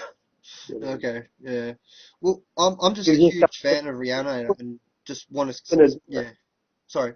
it'd be great to do. It'd be Yeah. great. Are you kidding? That'd be the best way to do it. Yeah. Yeah. Yeah. But I don't know.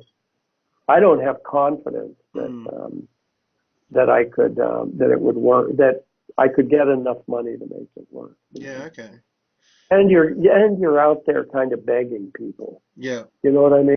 Yeah. You're out there going, will you please give me money? Mm. You know, that's one thing when you're 20 years old and you got a great idea or something. But when you're my age and you go out and they go, why should we give you money? Yeah. You know, you go, Yeah. you know what I'm saying? Yeah. You know, Yeah. it's like Spike Lee did that. You know, I think Spike Lee got a lot of money. I think he got $1 million or $2 million or something. Wow. But Okay. then they could go game with Spike Lee, you know, Yeah. because he's a celebrity, Yeah. you Yeah. know. But and then he's, I asked Stuart about the crowdfunding, and I said, well, what was it like? He says, well, it was kind of like standing on the corner with your hat in your hand. You bet. Yeah. Fair enough. Yeah. Well. I think if you want to make a book of something and it's $20,000 you need to raise, and you're basically pre-selling. I can see raising 20, 50, 100 grand. Mm-hmm. But if you're going to try to make a real movie, Yeah. are you really going to get the money? Maybe it's part of a financing of a movie. Maybe if you've got so much money here, so much money there, maybe you can pull it together that way. Yeah. But so it could be a portion of it. Mm-hmm. But like I said, I'm not real big on asking people to give me something, Mm. for nothing. I mean, for a T-shirt, right, or something, Yeah. and the people that have done it said, man, delivering on all those things you got to give people is really a job too. Mm. I'm just a huge fan of the franchise, and every movie, like the first and second one, I should say, it seems like okay, that's the end for Dr. West. You know what I mean? Like here he is getting pulled into the tombs. Here he is, getting wrapped in the intestines of the zombie or the reanimated body. But the third one, he just sort of puts on the coat and sort of walks off, almost into the sunrise type of thing. And I'm like, oh yes, like they actually left it open for him, actually survive this one. Great, great.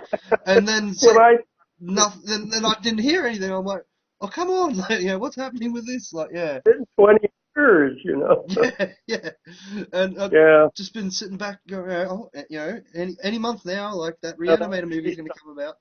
But yeah, I just like that open-endedness of that movie just made me sit back and think, okay, great, we're going to get Reanimator 4, 5, and 6 now. Like they've obviously left this open for a reason, and yeah, sort of as a fan, patiently waiting for that Well, I movie. did want to do. I did want to do 4, 5, and 6, Oh, and really? right after that, I put a package together for 3 movies Oh, okay. to finish off. And the first one was House of Reanimator. Yep. The second was Reanimator Unbound, and the third was Reanimator Begins. Okay. So I wanted to do all 3 of them. House of Reanimator was the one with Stewart in the White House, Yep. and then the next one was West working for Black Ops on an island with this huge lab, Okay. and that's the one that I was just mentioning to you. Yeah. And then the last one was that West is found in a kind of a mental hospital, like in Thailand or something, in a Right. padded cell, and this woman doctor gets him and takes him to Switzerland, and she turns out to be the the granddaughter of Dr. Gruber from Oh, okay. and still has Dr. Gruber in the basement. He's still like chained Yeah. up to a bed, Oh, you know. that sounds And awesome. so she's trying to recreate the experiments, and West has amnesia from the big blast at the end of the Yeah. fifth one. Okay. And so West has to rediscover The with formula. her Yeah. the serum. And Wow. so really what you're seeing is the prequel to Re-Animator, Yeah. except with the she-animator. Oh, wow. And West is Cooper, right? So that was the concept of the final trilogy. I feel like going down buying a lottery ticket just in case I win, because I'll be financing that in the heartbeat. That sounds so good. Like, again, like I'm just a huge fan of the Re-Animator series, and just to hear you sit there and talk about what could be, I'm just like, so we're getting that next year? Is that next year? That's, you know what I mean? Like the inner fanboy in me is sort of rising to the surface, going, "Ooh, okay, this is gonna be great." But when you do a movie like that, like in three parts, would you say film it back to back, or would you just do one installment at a Well, if time? I had the money, I would. Yeah. Right. Well, okay. Yeah. Fair If I enough. had the money, I'd do it back to back. Yeah. Yeah. No, now I'm so excited for for the whole trilogy. Yeah. I sort of want to go back and like rewatch. Before as I said, I binge watched all your movies, leading up to this podcast, and I was debating. I was like, I've seen Reanimator that many times. Like, I should be able to, by this stage, quote it verbatim. But I thought, no, stuff it. I'll put on the first three movies last night, and I just, started seeing things I didn't notice before. Like, and that line, get a job in a, what is it? Get a job in a sideshow. Sideshow. It just cracks me up, just the confidence of Jeffrey Combs in that scene. He just sort of walks in, almost like the heroic figure of the movie, even though he's sort of the one that's caused all this damage. But He's the bad guy, yeah. yeah, but in that scene, he sort of walks in. He might as well be wearing a cape and tights. You know what I mean? He just comes across as that charismatic, sort of in a sense hero of that, of that bit. But Yeah. another. And then, of course, in the next one, in the prologue of the next one, Mm, Dr. Hill has a job in Sideshow. oh, yeah, exactly. I have to ask, whose idea was it for the bat wings on on the severed head for part two? Yeah, that's pretty weird. Well, with Bride of Reanimator, um, we had Stuart and Dennis and I were working on a treatment for a sequel for the Bride of Reanimator. Hmm. And it was totally different from what was shot. But Okay. West and Dan had a job at a mortuary. They were kind of not living under their own names. Mm. And we were kind of developing it, and then all of a sudden, the company that financed it and basically and produced Society, Hmm. I'd made a deal to do Bride of Reanimator, so we were working on it, and they told me, "Oh, you know what? We've got the money, but we have to shoot the first week in June because all the money was coming from Japan Okay. for some reason, for taxes or whatever. Yeah. That the money's there, but we have to be shooting the first week in June, and this was like February. Oh, okay. And and so I went and told Stuart and Dennis that, Mm. man, we get the script because I've got to shoot Mm. in 4 months. And Stuart said it couldn't be done. He said, nope. He says, it's going to take 6 months to get the script, to get a script. And I said, yeah, but then I don't have any money. Yeah. Yeah. What's the point? And Yeah. Stuart was also working on some other movie too. And so I just said, okay, well, listen, I paid him. Hmm. And then I went to the writers of Society and I said, let's start from scratch Yeah. and come up with a new concept, a new way to do Bride of Reanimator. And within 2 months, we wrote a new script. Hmm. The first copy, the first draft of that script came off. We delivered it to the production office at May 1st. Mm. And all the crew was there just waiting for it. And in 4.5 weeks, we were shooting. So that's how much prep we have. So the script is very uneven. It's pretty out there. Yeah. And we tried to figure out what to do. And one thing that came up was at early I got a call from David Gale, who played Dr. Hill. Yeah. And he said, "Hey, I hear you're doing another re-animator." I said, "Yeah." And he said, "Well, what's in it for me?" And, which is actors always say. Okay. They always say, "What's in it for, like, what part can I get?" Yeah.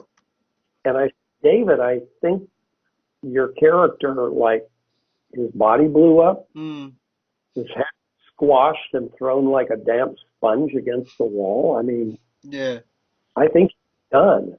Yeah. And he said, "No, I've got an idea. I've got ideas, you know." And so after that call, I thought, you know what? This guy really wants to do the movie. And at that time, Jeffrey was passing on the movie, and I was going, "Oh God, who am I going to get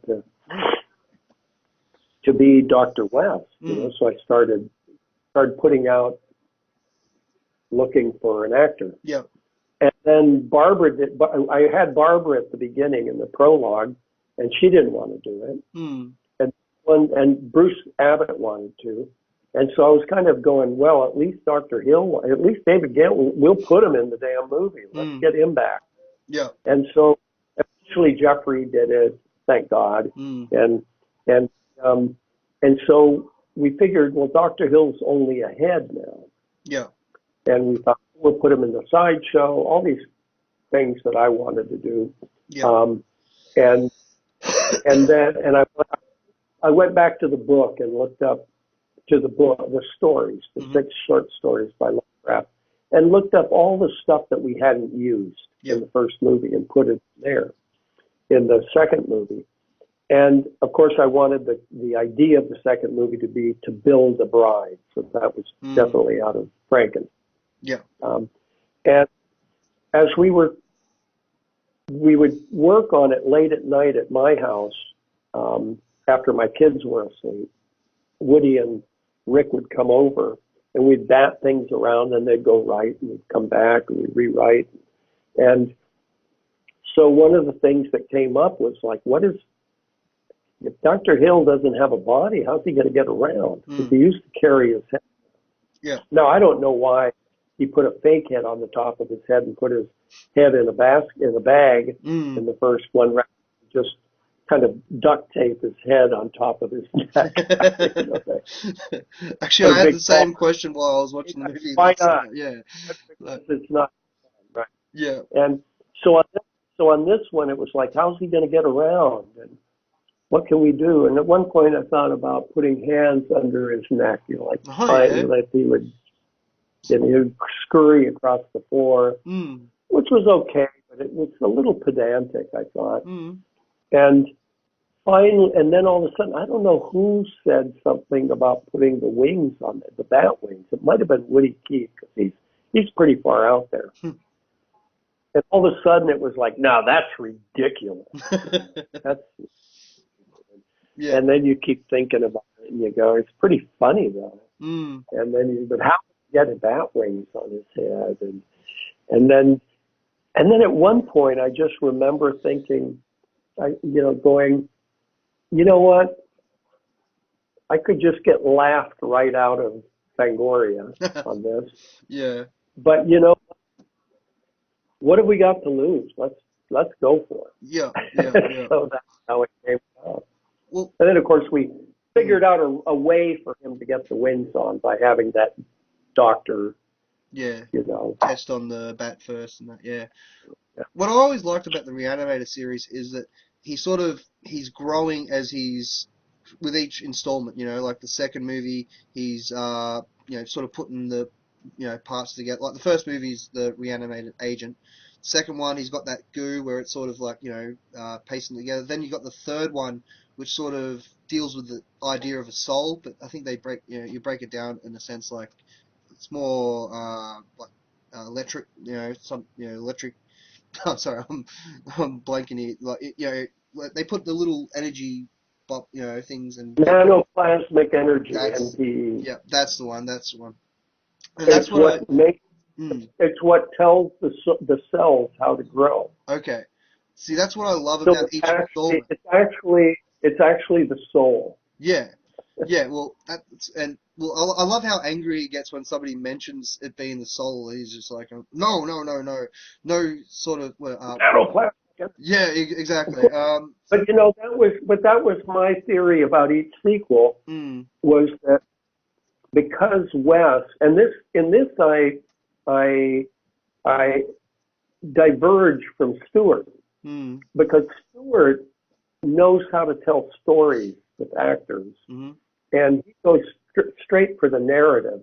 yeah, And I come into the narrative and characters from all these other ideas, yeah, and I come from outside, and I'm not a natural. He's like a natural storyteller. mm, I don't think I am, and he's got lots of chops. I mean, he did it so much. He really knows how to just make it a good story. yeah, But for me, it was for him. I think it was more like, let's come up with another situation. For me, the way I approached it is I thought that West was all about mm, the work, what his work was. yeah, And the fun thing about the reason I liked Herbert West is because I like every character in a movie. I yeah, like the characters, whether they're good guys or bad guys. It can be a villain. But I like the characters who are never caught without an option, who yeah, always they've always got a plan, yeah, and they can think on their feet. They can change plans. And I love that because it takes me out. I hate feeling anxious in a movie. you know, yeah, you know, I like suspense, but I hate feeling anxious. mm, And if there's one character who's got things under control, it makes me feel better. yeah, You know, and I love Wes because no matter what happens, it's like when in the first one when they bring back that corpse and girlfriend's father gets killed by it. mm, You know, yeah, Halsey is dead, mm, and Dan like going into shock. He says he's dead, and Wes says, "Yep. Well, he did interrupt a very important experiment." mm. you know, Yeah, and and he's and he's we're not going to blame him for that. But this is the freshest subject we could possibly get. mm. And Dan's like, "Are you crazy? You're going to double down? We just lost, and Yeah, now you're doubling down." yeah, And that's the thrill of Reanimator. mm, That's when you're watching the movie and you go, "Oh man, this is just going to go crazy. yeah, yeah, This guy's going to always up the ante every step of the way." And I think that's like a wonderful thing. mm, And when I look at the original movie, the idea was that West has one motivation, which is to carry out to realize his work, to keep working on yeah, his experiments. Of course, I mean, you could go, well, maybe there's some sort of a buddy movie with Dan, but it's not like that. He mm, does get hurt when Dan puts girls before him and all that kind yeah, of stuff. yeah, He needs a partner, but he's not like, he really just wants to get his work done, mm, you know? He wants to follow the work. So yeah, in the second one, I said, "What's the work now?" And we had already called it Bride of Re-animator. I mean, when we were making Re-animator, I think Stuart and I talked about, we should make Bride of Re-animator, mm, like the Universal horror movies. yeah, And but the Bride of Re-animator that we had always talked about, the first one was actually House of Re-animator. They go into the okay, White House. yeah, But then that one picked up when Dan had escaped from the hospital with a reanimated Meg and was hiding out. mm, So that's a whole different kind of story. yeah, Um, and then when I was when all of a sudden it was like, let's get this done in 2 months, I thought that if West has to be doing the work, so the story has to be around the work, because that's how the first one was. I tried to make it as much like the first one as I could, as true as I could to it, you know, in my own way, and also bringing in my own kind of ideas and obsessions. I like effects. I wanted to be more operatic. I wanted to be, you know, kind of over the top in a different way, let's say. And I pieced together the plot. And one of the things that came about was, we were basically making Dan's motivation based on the old movie, his love of Meg. We never meet in the movie. That's a weakness of it, for sure. And then it was like, what is West's work now? How can he carry it forward? Well, in the stories, the 6 stories, West has the serum, and of course Meg doesn't exist. Dr. Hill is actually a Lieutenant Hill, a pilot who they're in World War I working.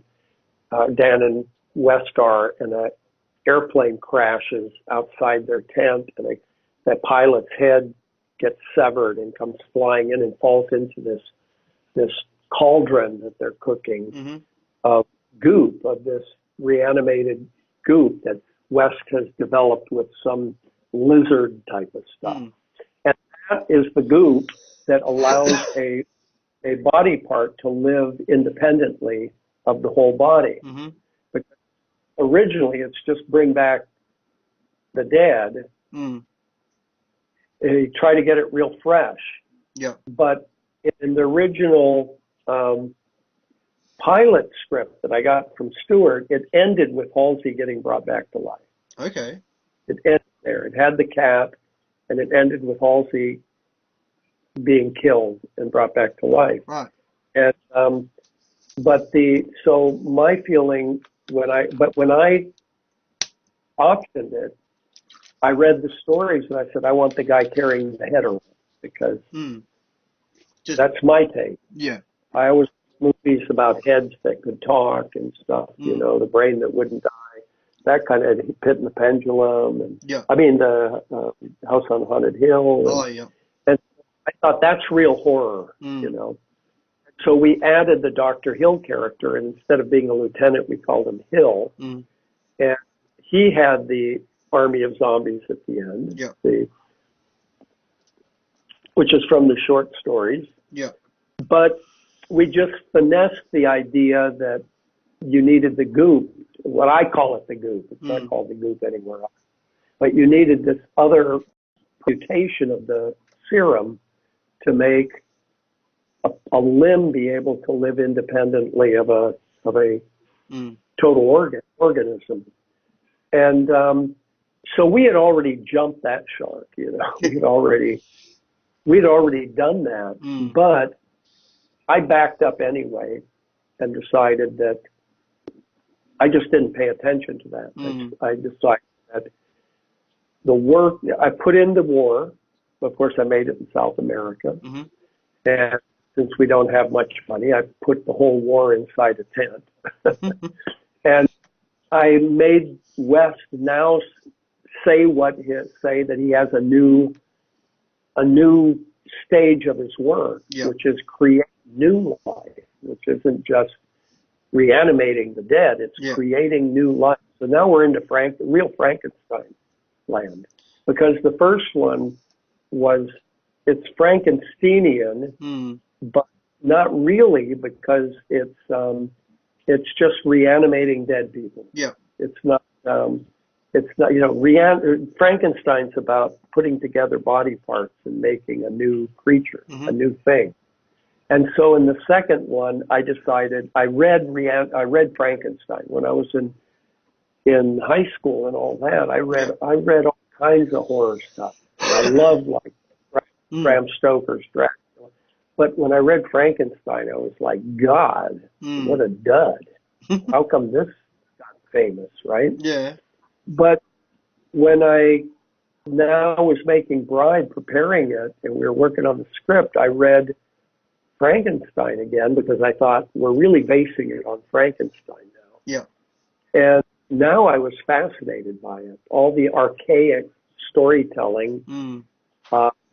Now I was old enough to slow down enough to kind of get why that was so impressive. And so that kind of, I was really interested in that.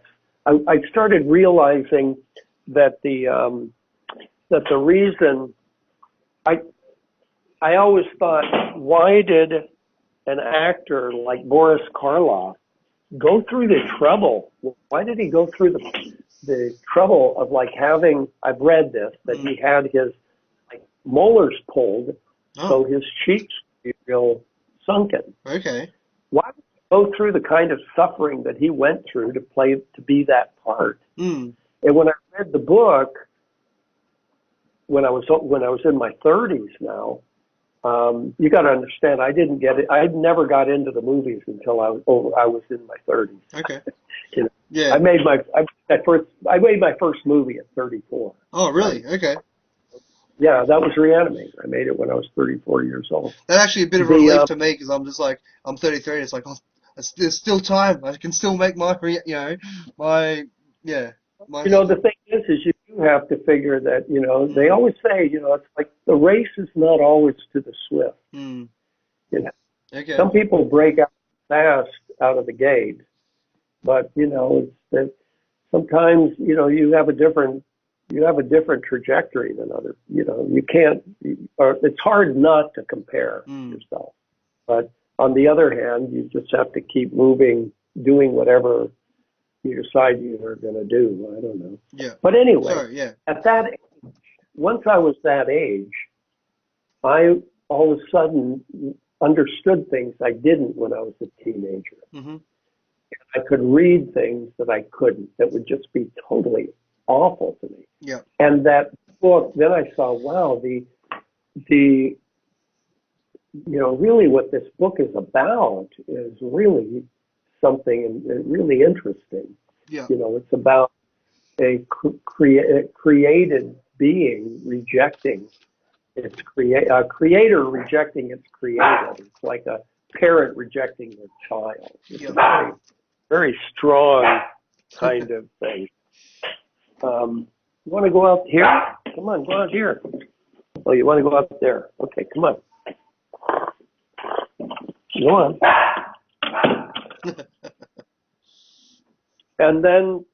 And so then I thought that was such a poignant, emotional kind of thing. And then I also went to the movie Bride of Frankenstein. Yeah. Of course, I really liked the movie Frankenstein and Bride of Frankenstein. And I don't, I know why people think Bride of Frankenstein's a better movie than Frankenstein, but you've got to remember Frankenstein's a new thing. It really created a new thing. And yes, it was made before sound had quite developed a little more. So it doesn't have music. It doesn't have a score. It's a bit stilted with its, it's a little stagey at the beginning. Yeah.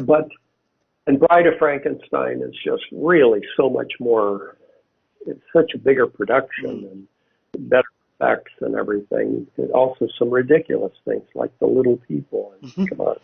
Yeah. So it's funny, I read about the making of Bride of Re-animator and a Bride of Frankenstein. And I saw that in one of the early drafts, they took the heart from his wife. Okay. His wife gets killed by the monster. Yeah. And they built the bride out of Dr. Frankenstein's wife's heart. Because in today's kind of cultural climate, we can't really say this, but in a sense,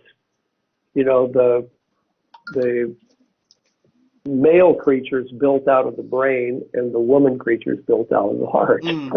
Yeah. Right? Frankenstein's built from the brain, Yeah.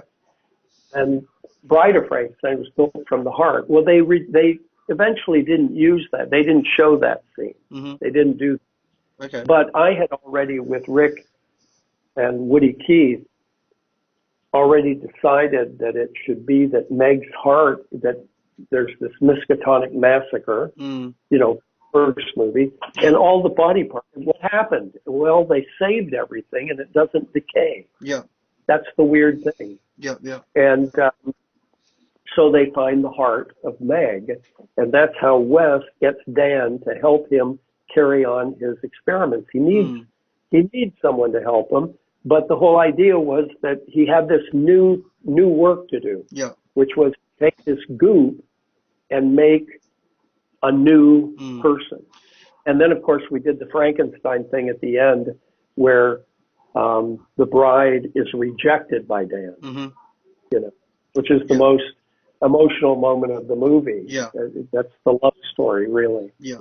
And of course, when I looked back at the movie, I thought, gee, the bride was the best character, and I didn't even bring her into the movie until well into the third act. So she should have been in from the beginning. And so when I made Return Living Dead 3, I put her in at the beginning. Yeah. I just, I'm going to make the whole movie about her. Yeah. Because that's an interesting part. So then with the third one, I tried to think, what's the next stage of the work? What can Wes be doing now? And I decided early on, I had a number of permutations of the idea of Beyond Re-Animator, and they all dealt with Wes being in prison. And they all dealt with this quantification of the soul, the NPE. And I just thought, well, what would happen after the second one? I mean, the second one ends kind of in a very unsatisfying way. Yeah. There's just a cave in, Yeah, okay. But I thought that maybe the cops come, and these two guys are there. Yeah. And there's all these abominations. They haul them off to prison and get everything out of there. And then one of the scenes that I had in some early versions was the trial of Herbert West. And Dan Kane turns state's evidence. Okay. So what he does is he is so mad, he's enraged at West because West has cost him his girlfriend and his next Italian and is the father. He ruined his life. He became a doctor. His life became horror. And West is oblivious to that. Thinks it's unimportant. And so Dan, the district attorney, sees that Dan is weak. And so she goes to him and says, listen, it wasn't your fault. This guy's a monster. He's got to be sent up. Why don't you turn state's evidence, and I'll give you his little bag with his notes and the serum in it. And so that's his trade-off, and he turns state's evidence against West. And West gets sent up to prison. I won't go into there's a whole different movie called Dan and I was going to ask, was there a variation of the third movie where Dan was involved? You know what I mean? Like, it just seems, while watching the third movie, it's just like, I just remember sitting back, like, for the first time, like, what's missing? The original version was that Dan becomes a very famous heart-lung transplant, like organ transplant doctor. Okay. Hugely successful. Has a success ratio that's way out of this world. And has this big lab. And the reason is because he ended up with the serum that was left over from part 2. And he's been using a diluted little bits of it with his organ transplant. Okay. And it's surreptitiously. And meanwhile, he's trying to go through the notes and make some serum, but he can't. It always keeps blowing up. Mm. And he's a dissolute, corrupt person. He's been through many trophy wives. Mm. He's got a lot of money. He's just a big alcoholic. Okay. He's like, morally, he turned on his partner. Yeah. Right. Yeah. And he's got nothing. You know, all he's just feeding his ego and running from, not having any serum. And then the district attorney comes back is running for like governor or something. Mm-hmm. And there's a scandal, and her girlfriend has been killed in an apartment by a serial killer. And she comes to Dan and says, listen, you know, and I know what was going on back then. Mm. And I'm going to lose this election if I can't cover this up. I need to find who did this because he's going to expose me. Mm-hmm. And he, so what you need to do is bring this girl back, this victim back to life, and have her tell us who did it. Yeah. How it happened. But he doesn't have any serum. Yeah, okay. And he puts her on ice, and he goes, well, we got to get West out of prison and have him bring her to life because he can make the serum. Somehow he hadn't put everything in the notes. And so they get West out of prison.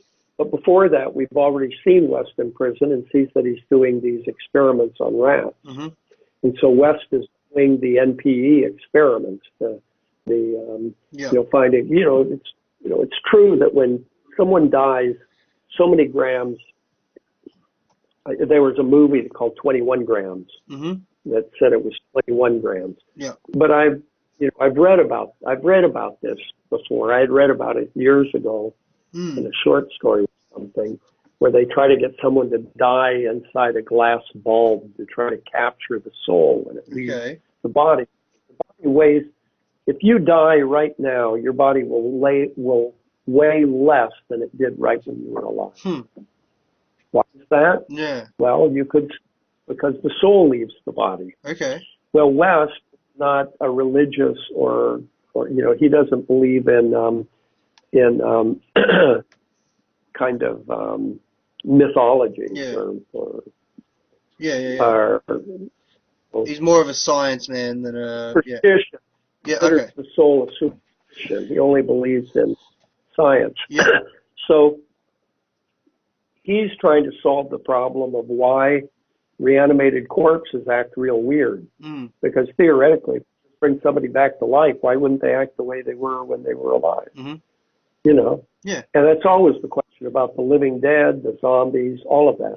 Well, all of that goes back to the kind of Haitian zombies who were actually drugged to work in the plantations. Yeah, I remember. And they would be buried. They would be buried and dug up so that they would think that it was just a ritual type thing. It wasn't that they were bringing them back to life. But the idea is that somebody owned their soul now, and they put it in a bottle and buried it somewhere. And the idea of a zombie, why it's scary to be a living dead or a zombie, is because it's a human being who's alive but doesn't have a soul. That's the scary part. Otherwise, it's like, hey, she was dead for 30 minutes on the operating table, and we brought her back to life. Yeah. Yeah. Or act different. Yeah. So my theory was that I tried to make that into a story. And I thought, because I would always think, why is it that we're afraid of someone who's been brought back to life in a horror movie? Why are they different? And so then you'd say, oh, because, when what was it in Dawn of the Dead? That when hell is full, the dead will walk the earth. The dead will walk the earth or something like that. They will be inhuman. Yeah. Yeah, and so I thought that, well, the equivalent of that, if you don't have a soul, and when I'd look at like reanimate, kind of living dead type movies, I'd go, well, they're always kind of decaying. That's one of the scary. They're decaying, and they're they're cannibalistic, Mm. which is not really a re-animator thing. Yeah. But I did use it in Return of the Living Dead 3 because the mythology is the same over the two movies. Okay. And then I thought, well, the thing is they act weird because they're dying. Mm. Their cells are dying. Yeah. They're not growing. And they're not growing because at the moment of death, their soul leaves, except the soul is actually nanoplasmic energy. And the nanoplasmic energy is what tells the cells how to grow. And when it's gone, the cells can't grow, so they're just decaying. Yeah. And so you have a inhuman kind of thing, fleshy thing. Mm-hmm. And so West is going, God, even when I have the freshest body, it goes. Yep. So then he goes, well, I'm going to try it on rats, and I'm going to kill a rat and weigh it, because you could do that in prison. Plus, another reason for having him in prison was it had been so long since the Bride of Re-Animator that I thought, man, if West had been out on his own during 12, 13 years, he would have advanced his science to all kinds of places. Yeah, yeah. So if I put him in prison, we could assume it would slow down the process. Okay. Because you just can't. Yeah. And so I thought he's having to sneak around in prison to experiment on rats, and he finds that if you electrocute the rat, all the NPE goes out through the spine. It all goes into the spine and runs up to the cerebral cortex. And if you have this certain plug in there, it'll go into a battery. Right? Yeah. So, of course, that's ridiculous, but the concept is there. Okay. And then if you bring it back to life and put that stuff in it again, it'll act normal. It won't act like a crazy reanimated corpse. Yeah.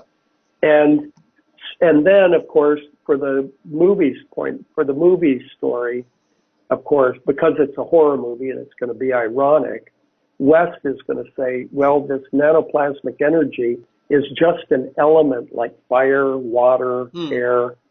It's just it doesn't have any characteristics of its own. Yeah.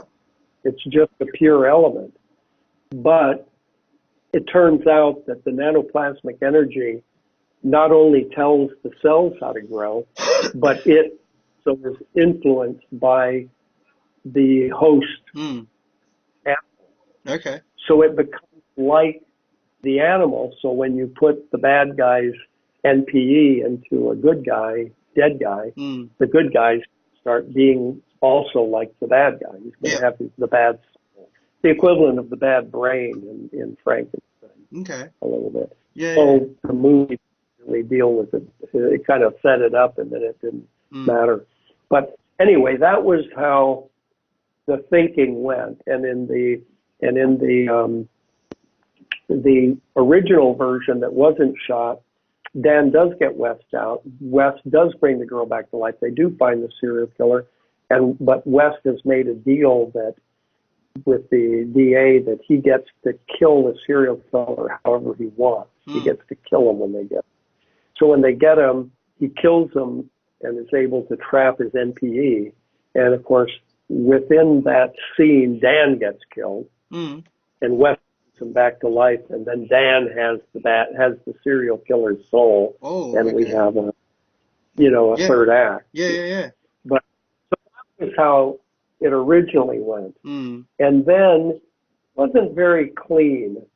And then when I went to Spain in 1998 and spent about 8 years there, and I had made a line of films called Fantastic Factory, Faust, Iraq, Dagon, and so then I got the chance to make the movie because now I had the financing. And most of the movies I've ever made my whole life, there's always been the money is already there, and then you have to come up with a movie real quick to make.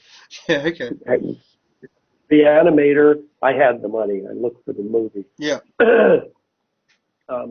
Society, I was looking for a script. Bride of Re-animator, we had to write the script real quick. Yeah.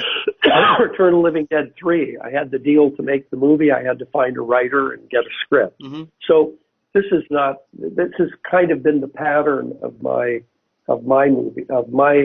time making movies. Yeah. And so, I forget. I think I lost my train of thought here. We're talking about the third movie and how, you are living over in Spain, making. So all of a sudden, I had the money to make the movie. Mm-hmm. I needed a script. Mm-hmm.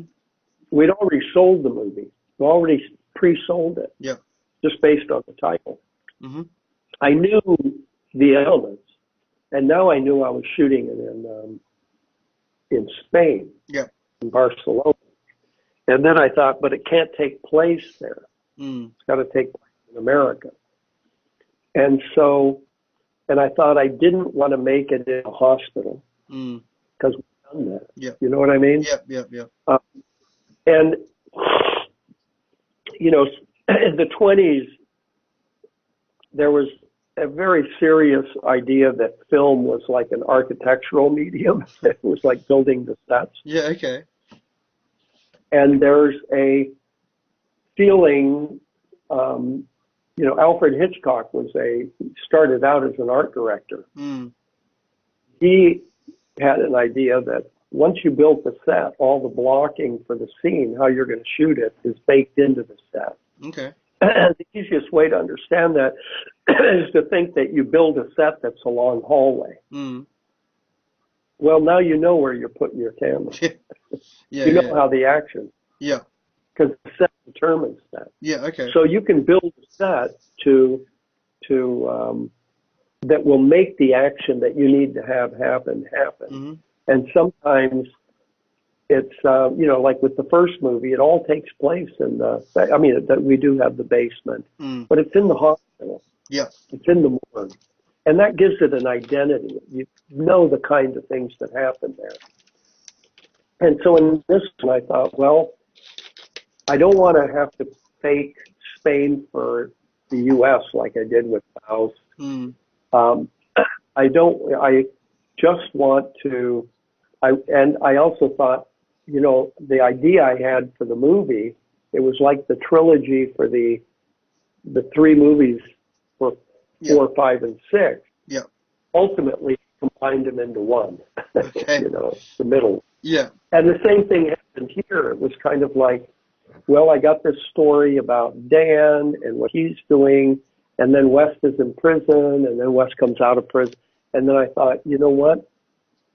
Just do it in prison. This is a horror movie on location, and make a prison movie. Yeah. And that'll give it its nature. That'll give it its identity. And it kind of determines all the action. It determines so much. Yeah. And also with a prison movie usually only has one story. It's all about getting out of prison. That's the story. Yeah. That's it. And and so I thought, well, that gives us the drive of the story. And that also indicates a little bit why at the end West gets away is because he does get out. Sometimes the prisoners, they don't get out. Yeah. Sometimes they get out. Yeah. They get out and they get recaptured. There's all those permutations, but it was like West they're going to try to get out. And it gave us a very confined area with very few resources for West to carry out his experiments. And by then I was concerned about the age of the actors. And I thought, man, can we really do another movie with the buddies, the bromance, and they're both in their like 50s or something, you know what I mean? It's like, this is a horror movie. Yeah. And what are we going to do? Have Dan have another girlfriend? Or, geez, you know what I mean? Yeah. So we're in Spain, and how many people do we want to bring over, and all that kind of stuff. So then I just decided, no, I'll have a new guy, a new cohort. Yeah. And then he can have a young girlfriend, right? Or he can have our love story that way. And so it's the equivalent in a way it's almost the equivalent of you interviewing me about those old movies. Yeah. Because you saw those when you were a kid. Yeah. Yeah. Right? Yeah. And then you go, hey, I want to know about those movies. Yeah. Well, so I did this prologue where it actually takes place the very night of the end of Bride of Re-animator. Yeah. Yeah. And these kids are camping out next door to the cemetery. Yeah. And the zombie comes over, and the kid goes out and sees Wes being thrown into the car, and he finds the serum. Yeah. I was convinced for years that was a deleted scene. Don't ask me why. Like, just I guess the way it's frames and stuff like that. Because I don't know. For years, I was convinced that was just a deleted scene. That you're just like, oh, this was originally intended for the ending, but now we just sort of bring it over type of thing. But yeah, anyway, sorry, that was a little type. Oh well, that's great. Yeah, I think that's wonderful. Well, I think that's a great compliment because the movie was shot like 13 years later. Yeah, exactly. But it was I also realized that most people wouldn't have seen Re-animator at that time. Okay. Of course, fans. Yeah. But I'm trying to get a bigger audience. Yeah. Okay. And so I thought it's got to be accessible, and we've got to show them. I felt like I had to go into the movie as in a way that people were more familiar with, in a more traditional way. Yeah. And so then I thought, I'm going to have a couple kids camping out, telling ghost stories, scaring each other. Yeah. Then the zombie. And yeah. Scare the sister, and actually, there really is the sister does get killed, so it really turns into horror. Yeah. So it's more like a traditional like Scream movie or something. Like it's shot like a Scream movie at the beginning of the prologue. Yeah. Okay. You think about it. Yeah. It's like inside the tent, they're with the eyeball, Oh yeah. and then they're getting scared, and then you go outside and go from above, and then they're going to go scare the sister, and you have POVs of the sister going through with her nightie on. It's like one of those Scream movies, right? Yeah. And then they scare the sister, but it turns out there's really a zombie there. Yeah. Of course, it hasn't because it tries to drink milk. All it wants is the milk. It's not trying to kill it. Yeah. And of course, there's kind of a taboo sexual kind of thing going on between the brother and the sister. Which she kind of grabs them between her. She teases them, wraps with them between her thighs and stuff. So there's this creepy kind of feeling between them. At the end, the guy's girlfriend like dominatrixes him with her thighs, and so the eyeball at the end. So we tried to make to repeat images and elements, and have him, because he had to be driven by his love for his sister, just the way Dan the Bride was driven by his love for Meg, but his sister, he's a kid. He's like a adolescent. He's 11 or 12. So he's not going to have a girlfriend he can really do this with Meg, but he's really close to his sister. And so that kind of has an undercurrent of sensuality or sexuality thing, so that we can believe that he would be obsessed with that, Then when he goes out, he realizes there really are zombies and stuff.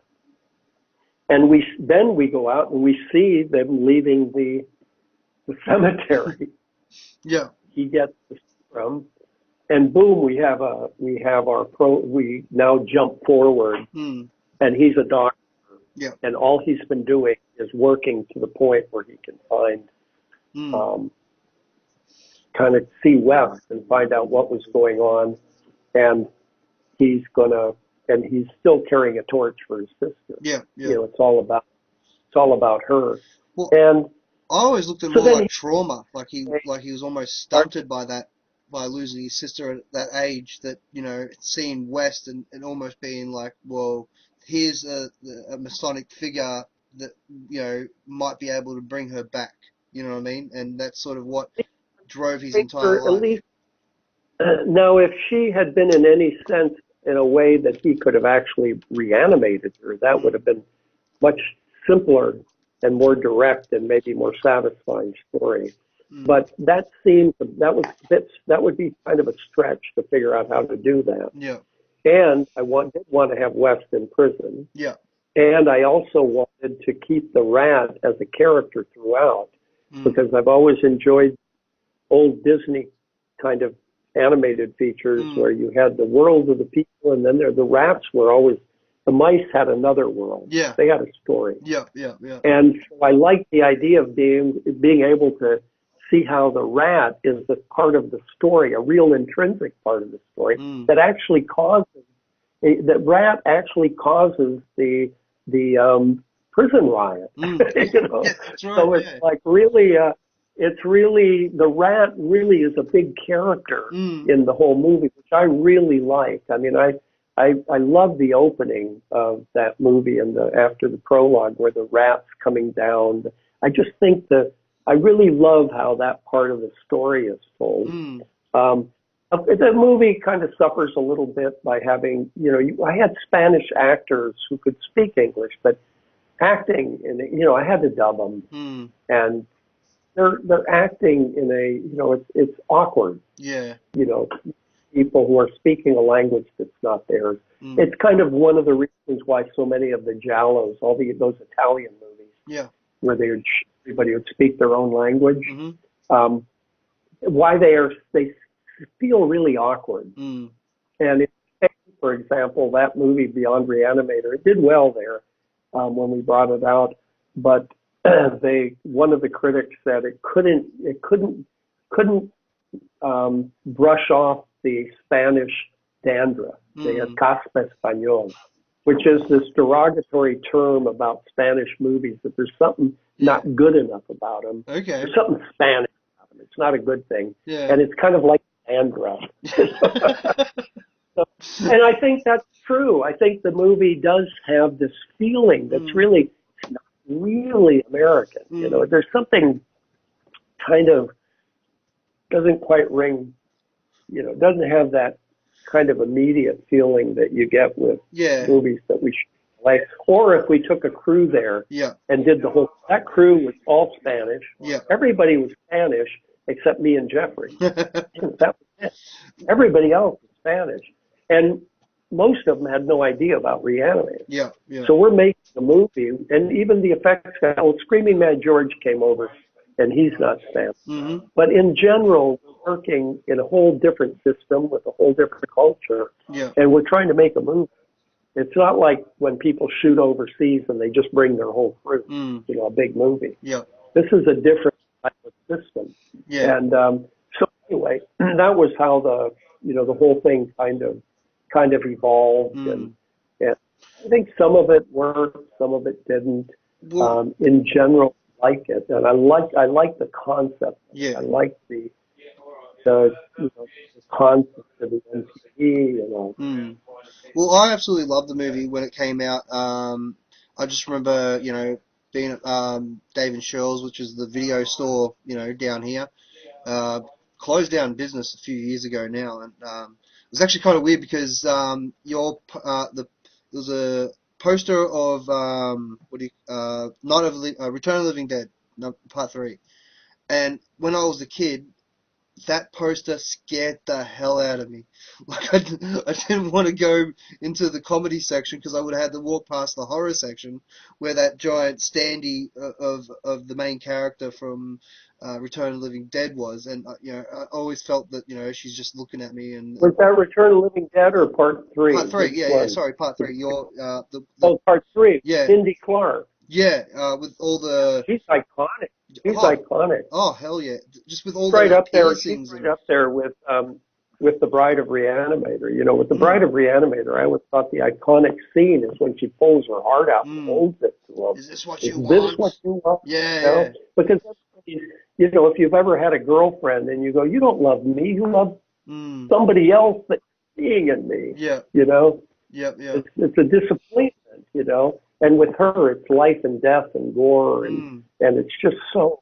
And she's got all those body parts and metal and Yeah, it was, and then Mindy Clark has the glass and and of course she's built to kill and eat brains. yeah. And it's the same thing. It's that their bodies are dying because they don't have the NPE Yeah. and so their nerves are dying and they need to, when they eat, they're not trying to eat the flesh, they're trying to get to the nerves. Okay. And the brain is a big bundle of nerves. So that's why they're brains. Because the company insisted that when I asked them, what do I have to do with this movie? Because the second one ended up, they had to put in characters that had already died, carry on the characters, had to be, had to have the same actors. It had to be funny, all this stuff. Yeah. And when I started doing, I said, I want to make the main character a zombie, a living dead. That's my main thing. I want to kind of flip the script. And I said, what are the requirements of this movie before I get into making the story? What do you require? Does it have to be funny? They said no. Do I have to bring back any of the characters from the first one or two? No. I have to have the actors from any of the others? No. I said, well, what do I have to have? What are your requirements? And they said two things. One is the trioxin, the gas, and two is the brain. Other than that, you can do what you want. Wow, okay. So when I John Penny, who we went through a bunch of writers pitching, and John Penny pitched the idea that we shot. All I had to do was figure. I decided not to make it a sequel. I mean, I decided not to make it funny because I saw a sequel to both Return of the Living Dead and Night of the Living Dead. Because John Russo, who wrote Night of the Living Dead, owned the rights to Living Dead, that name. And Romero, when he made the sequel, he made it Dawn of the Dead, not Dawn of the Living Dead. Yeah, and they sort of split the rights to that, didn't they? Yeah, and it took John Russo 10 years to find this guy, Tom Fox, who wanted to make The Living Dead, and Dan O'Bannon was going to write and direct it. He also worked with John Russo writing it. And I think that movie showed us how you can really do EC comics, the old horror comics, on screen, because before that, all there were things like Creepshow and all these things that were really empty kind of ideas of what a cartoon movie was like. And then when Dan did that and showed how you could really make those crazy Tales from the Crypt comics into a movie, then Joel Silver was off and running with Tales from the Crypt TV show. After that, everybody knew how to do it because Dan invented it, I think. That's my opinion. And I think he did a brilliant job of it. And one of the things he threw in there was the brain eating. All those old comics, there was always like infidelity, there was sex, there was killing, people were killing, and the zombies were really weird, and they'd eat brains. Now, there's no justification for eating brains. So I had to come up with a justification because I didn't want it to be funny. Because I wanted it to be a sequel to Night of the Living Dead. Okay. I thought that what I was making was the second sequel to an alternate sequel to the horror classic of our time. Yeah. So Return of the Living Dead was an alternate sequel to Night of the Living Dead. Okay. I was doing a second sequel to that, right? But I wanted it to work as a sequel to both of them. Mm-hmm. I wanted it to, I mean, it's hard with Night of the Living Dead because it went in such a different direction. But Night of the Living Dead wasn't funny, and I loved the aesthetic of Return of the Living Dead. I love that aesthetic, the sexiness of it, the colorful. The zombies were so cool and interesting. Tarman and yes. It was really just such an entertaining movie. Yeah. And it was hip and it was punk and I thought that but it was funny but I thought that kind of goes against Night of the Living Dead. Yeah. I wanted it to have a logic to it in a way. And then John brought the love story into it. Yeah. And I felt like that movie really worked well. And I think I've made a lot of movies, and I think a lot of them nobody wants to watch. Didn't work. But I think Return of the Living Dead 3, except for having the most ridiculous title ever, Return of the Living Dead 3. Yeah. It's like a double sequel. The thing about it is I think it's definitely in the top 10 of zombie movies of all time. Oh, definitely. It's a really good zombie movie. And the movie really works. I mean, it's very emotional. It's very tight. Not a big budget, of course, but who cares? But what a cool story, and what a great character. What a great character. You really feel for that, I just had a name and I just blanked. Julie?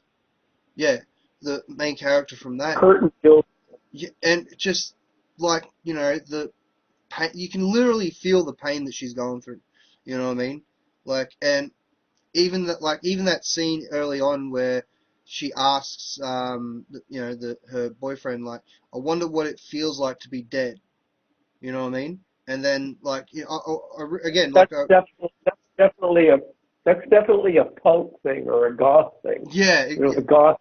Exactly. And Gothic underground. Like, John Penny and I visited fetish clubs to do research. Well, it did have a bit of a Hellraiser vibe. Kind of a sense. Pardon? I was just saying it did really have that Hellraiser-esque vibe to the zombie. You know what I mean? With the cuts and the protruding pieces of glass, etc. Yeah. So, and I think, I mean, it's decorative, but the thing that I do a lot is I try to find the mythology on this stuff. Just like I said with society, I've got a whole mythology. Yeah. And with the West work, I have a whole mythology of how he develops the work. And on this one, I have a whole mythology. Because for me, it's necessary. It's one of the things that I enjoy the most. And it's that I had to come up with a reason why she would make herself like that. Why would she do it? First, I had to come up with a reason why you would eat brains. So I came up with that one. And I had to come up with a reason for why she would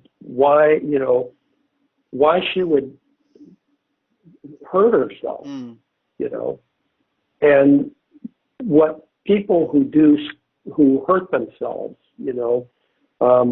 often it's because they've had a traumatic experience, they've been abused or something, and they cut themselves to stop pain. That's a typical thing. And I wanted to do tattooing, but it takes too long. Okay. But I did go to people who had tattoos from head to foot. This was back when there wasn't that much tattooing, and did, fetish things, who put metal in their bodies in one way or another. And a lot of it is the pain kind of gets you away from some other pain. Yeah. And so I thought, well, what's happening to her as she gets more and more dead is that she has to get rid of the pain. Mm-hmm. And there's two ways she can get rid of it. One is through love, Mm-hmm. and the other through like hurting herself. Yeah. You know, cutting herself, putting metal into her skin. Mm. And then the more she loses her humanity, I guess this is the slow dissipation of the NPE of the soul, right? Yeah. And as she loses her humanity, she starts killing people and wanting to eat them. You know, she can't control herself. Yeah. And so it becomes, it's either love or pain. And so she becomes this monster. Yeah. And of course, at the end, love wins, but it's of course a tragic love because it's a Romeo and Juliet story. Yeah. And with that kind of romance, it can't, you want it to end in mutual death because the love after that, it becomes like babies and getting up at night and problems with the rent. You know what I mean? Yeah, I mean, romance doesn't last. Romance only goes up to a certain point, and then it becomes like, well, it becomes real life. On that note, we've been going for about 3 hours now, so I think I've got so many more questions I wanted to cover, but honestly, I've just drank a liter of water and I'm sort of bursting at the seams a little bit. So, is there anything you'd like to, in a sense, promote before we wrap this up? No, not right now. I'll call you when I got something. Okay, not a problem, mate. Again, this has been a true honor. Going back over your filmography over the last few days, because I like to consider myself a bit of a writer, and I look at your films and I'm like, I'm almost subconsciously, I was like, ooh, I'll take a bit of that and a bit of that. Like, I even have a character in one of my books, two characters in one of my comic books that are coming out next year. One's name's Faust, and the other's name's Victor West. You know what I mean? And it wasn't until like I was rewatching your films, I was like, oh no, I'm ripping him off. Like I'm just literally stealing characters at this point. Luckily, they diverge. All you have to do is say no. It's homage. It's Okay, well, I'll do that. I'm lucky enough they diverge into their own little territory, so they're not quite the same. But yeah, I was just going over your films and that, and I really wanted to talk about Faust because I honestly think that's one of the. Well, that's what I would like. That's what I want because nobody talks to me about Faust. Yeah, it's one of my absolute favorite. But that's a great. I mean, it's a movie that didn't quite work, but boy, it's got some cool stuff in it. Oh yeah, it's really. Honestly, like I was watching, rewatched it again like the other day, and I just remember thinking, he's a demonic Batman. Look at this guy, like he's just. I just absolutely fell in love with that character of Faust, and every time he shows up, oh, what happened there? Oh, okay. Yeah, and every time he shows up, that metal starts kicking. You know what I mean? That part in the train where he sort of cuts the, where he's like begging the girl to come with him, and he just slices it, the train in half. I absolutely love that. Actually, you know what? Screw it. I'm going to actually talk a little bit about Faust before we wrap this up. I've got so many. Where's the questions that I wrote down? Oh, here we go. How did that movie come about? Because I know that it was based on a comic book, right? Yeah, it's a Tim Vigil and what's the other guy who made the comic books? There's a bunch of them. It's kind of a pornographic comic book, and I had been brought the script by Ted Chalmers, a friend of mine, and he had Stuart Gordon on board to direct it, and then it kind of fell through. And he brought it to me, and he showed me the comics and stuff, and I thought it was interesting. It was very sexual, it was kind of pornographic. And the comics are definitely have a pornographic edge to them. Actually, can you just... Sorry, Brian, just 2 seconds. I'm just going to have to... Okay, sorry about that. Yeah, if I didn't go then we're going to have to cut this a lot shorter. Sorry, keep going what you're saying. We were talking about Faust. Well, I had the script, and then I moved to Spain, Mm-hmm. and to make movies. I had a deal to make a bunch of movies there, Yep. and I really couldn't get anybody to send me any scripts. Okay. But I had that with Ted Chalmers, and I had the script to Dagon, which I'd had Dennis Bailey write as a sequel to Re-Animator. Well, not a sequel, but part of the series, way back 85, 86. And I think those were the two I had, and then someone found me the script of Arachnid, a big spider movie. Yep. I was trying to do a mix of stuff, and then I had Beyond Re-Animator just as the title. Yep. And I put those out, and so I felt like I had a script to Faust, I had a script to Dagon, and I could do a Re-Animator, and I had the Arachnid. And I called up Stuart, and I said, well, I've got both. I know that you had interest in Faust, but I've also got Dagon, and why don't you direct one of these? Which one do you want to do? And he said, I want to do Dagon. So then I thought, I'll do Faust. And actually on Faust, I called up Jeffrey Combs, and I said, listen, I'm doing these movies here. Here's the script. What part do you want to do? He said, you choose. And he said, I never get to play the detective. I said, so you play the detective, play that guy. And actually in the comic book, he looks like Elvis Presley and he sings James Brown. Okay. I didn't know how to do that singing thing. And plus to get the rights to I Feel Good and or was it Papa's Got a Brand New Bag and stuff is pretty expensive. Would have been expensive. And I think Stewart could have pulled it off. Yep. And when I talked to Stewart about the costume, I said, man, this is before Marvel superheroes, right? And there's no digital here. Yep. And it's like, how do you do a superhero?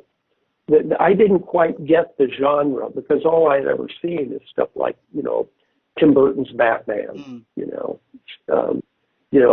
Christopher Reeve's Superman. And they hadn't really gotten into the dark kind of world of Batman and all that. But you did Guyver before this, didn't you? What, you produced? Oh, I did. Yeah. I did Guyver. And I guess that's a superhero. That's a manga. Yeah. You get that. You get anime. Yeah. But anyway, I was, that has a certain logic to it. And this, I had a little hard time with the logic. I love the idea of Faust, the myth of Faust. I've read all the versions of it, especially Goethe's, and I thought, but I had a problem with the costume, and I could see the costume. It could have just been a like in his mind he has a costume, and I asked Stuart about it at one point. I said, "What about the costume? I mean, my God, he put him in tights with a silk cape." He said, yeah, that's what you do. And I went, man, I don't think I can do that. I just don't know. I couldn't figure out how to do it. I wanted to have some kind of body language. And so then I worked with Screaming Mad George and decided that the rage inside him actually would transform his body and become. Yeah. So that was a horror movie version of a superhero. Yeah. And it was also hard to do M because he's this huge rich guy, but he's doing a ritual to bring up a monster. So it was a bit, it definitely presented me with a lot of issues. Okay.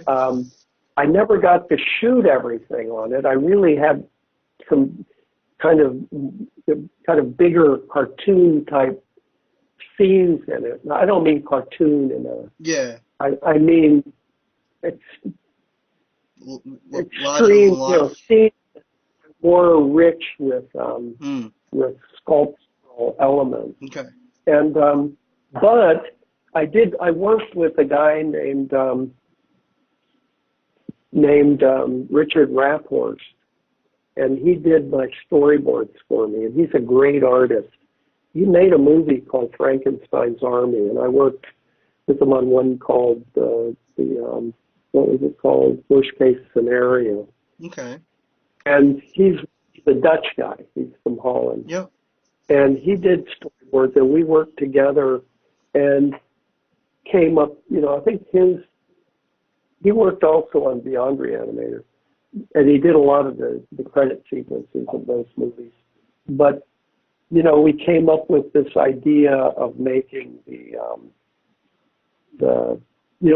we kept to the comic book, or the way it was in the script. We kept to it, and I tried to just sort of fit to what I thought I could do. And for the most, what I liked about it was I liked him on the bridge. Yeah. So, Yeah. I liked that. And I liked how when he signed the contract, it was like in the air. It was kind of magical, And I liked the scene, of course, when he has the heart in his hand. Yeah. So I liked his scent. There was I had a hard time doing the effects because I didn't know how to do the blades. Of course, after seeing Wolverine and everything, now I know how. Yeah. I kept wanting everything to make sense, and it was really hard without CGI to do just anything. Yeah. Like cutting through metal. Yeah. God, it's so hard to do without CGI. There's so much stuff that you can see why superhero movies now are the big movies, because they use CGI like no other genre. Yeah. CGI is made superhero movies. But when you try to do it without CGI, you end up with like the Roger Corman version of the Fantastic Four, if you've ever seen it. Yeah, I actually have. Yeah, it's really tough to do that stuff without CGI, and so that was certainly something. And even to do something like have the girl get the big tits and ass, and God, we have to do it real, I remember. And with CGI, it's so easy. Yeah, I remember watching that part when I first got the movie. It was back early 2000s. I was staying with a friend of mine in Melbourne, and his father was very religious. So I said, I got this movie, it's about a guy, who signs his soul to the devil, and he's like, oh, good, this will be a nice little morality tale for you guys. Anyway, we put the movie on, and it got to that scene where, the tits get huge, and she pretty much just turns into 2 pairs of tits and an ass, just sitting on the floor with her face poking out, and he just goes, this movie is an abomination, and got up and left the room, and I just started laughing. I turned to me mate Eric, I was like, I don't think he's a fan, and suffice it to say, he didn't finish watching the movie, but then after, like the next day or something like that, we were out doing some shopping, came home, and he was watching the movie, and we were like, but you just said this movie was an abomination, and he's like, well, I just needed to know how it ended. I was like, okay, fair enough. So I think he came around to it eventually, but I'll just never forget that reaction, just like so horrified, and I was just like, well, you should see Re-Animator if you don't like this, fan, you should go watch those movies. But yeah, sorry for the interruption, but yeah, I had to tell that little story because I just thought it was very funny, but watching that movie. Yeah, it was a tough movie to watch. It was a tough movie to make because I didn't know what we could do in Spain. It was like I kept running up against impossibilities. Yeah. And I think where the movie suffers the most is in the action fighting sequences. Oh, really? I mean, well, I just think it should have had more action. That's what I mean, there's a lot of stuff that was missing that we couldn't, that I was unable to shoot. Okay. I just couldn't pull it off. Like climbing up the building and stuff. Yeah. That you want to see him really climbing up a building. Well, we would have to do it for real. Yeah. That's the thing. We had to do those things, and it's just you got to light a building at night, and it was a real challenge to do it some of it turned out pretty good. Yeah. I thought, some of it, and I really liked the scene. I mean, it never turned out as good as our test shots did, but I liked when he came out of the grave, Mm-hmm. the skeleton in the grave. Yeah. And one of the cool things for me was that I got this company. I'm not a heavy metal guy at all. I grew up when heavy metal came in. I was snooty about it. Okay. Because I was more like Hendrix and the Who and Creed and all, and heavy metal was like the younger brother music. And then of course it became it became a staple. Mm. But I never really, it wasn't part of my life so much as an adolescent, because I was out of adolescence. Mm. But I felt like the movie needed to be kind of a heavy metal movie. Yeah. Yeah. And I'd never done a movie. I'd never done a movie with tunes in it because we could never afford them. Yeah. And we got Roadrunner Records, which is a heavy metal label, to let us use their music. Yeah. And they did it for almost nothing, just to promote some artists. There was a couple groups we couldn't, like Slipknot. We couldn't use them. Yeah. They had their own deal. Yeah. Okay. But we used all these. So they sent me like 60 or 70 CDs. Mm. And I could pick any 10 songs. Mm. Yep. Yep. I didn't know any of these things. And I listened to them, but I was living in an apartment in Barcelona at that time, and so I listened to them on headphones. Okay. Yeah. Because I found out that there's one key to enjoying heavy metal music, and that is it has to be really loud. It's got to be super loud.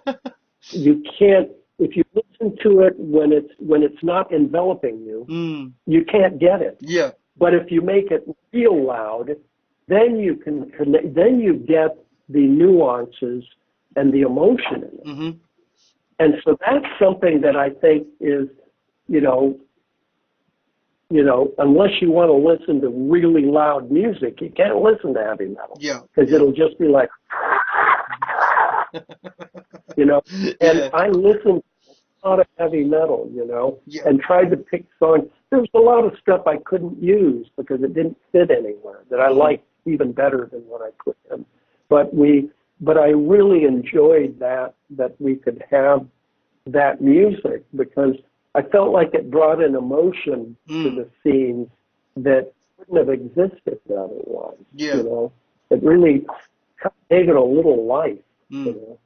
I absolutely love the movie. Like, the first time I watched it, it was, I think, how old would I have been? I probably would have been 13, 14, somewhere around there. I was probably way too young to actually rent it out. That's why we got me friend's father to do it. But I absolutely fell in love with it. And I was so just like, maybe I'm just a sequel guy, I guess. Or a serialized guy. Like, I like to see characters I enjoy continue on. Was there ever? I know that Faust dies in the end, but again, he's a demon. There are probably a couple of loopholes. Like, I mean, how many times did Herbert West? Well, what I die? wanted to do was make a sequel called Faustina. Okay. And have a girl Faust. Yeah, right. I would. I thought that would have been really sexy and cool. Well, I was always curious about. I could do something like that. Pardon? Oh, sorry, no. I was always curious about the possibility of the baby. You know what I mean? Where he says at the very end of the movie, like, "I'll take your firstborn," and she's like, "Joke's on you, I can't have kids." And then he just turns around and he's like, "Well, I'm a man that believes in miracles," or something like that. You know what I mean? Like, he almost knows something that she doesn't. And there was some. Yeah. There was some. Yeah, and then there's the shadow on the wall or something. Yeah. I forget. I haven't seen that movie in so long. I forget. It's a great film to sort of go back. It has some good stuff in it. Mm. I like the stuff in the metal in the padded cell. I like Yes. the shots in the padded cell. Yeah. You know, I liked how he did the character. Mm. I thought he played it pretty good. You know. Yeah.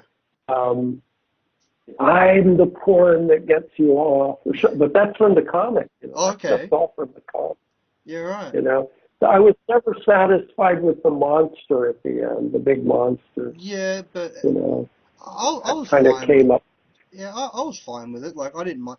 I understood that M was the main villain.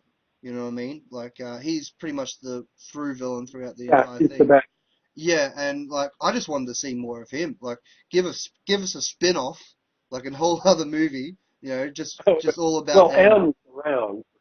Yeah. Mm, Yeah. Well, you kind of want to have that. Yeah, I mean, there's a way to do it where you kind of make M like a fun villain because he always has an answer to whatever comes his way. exactly. You know? Yeah, exactly. I just absolutely like. What's that? The actor that plays him? It's always slips.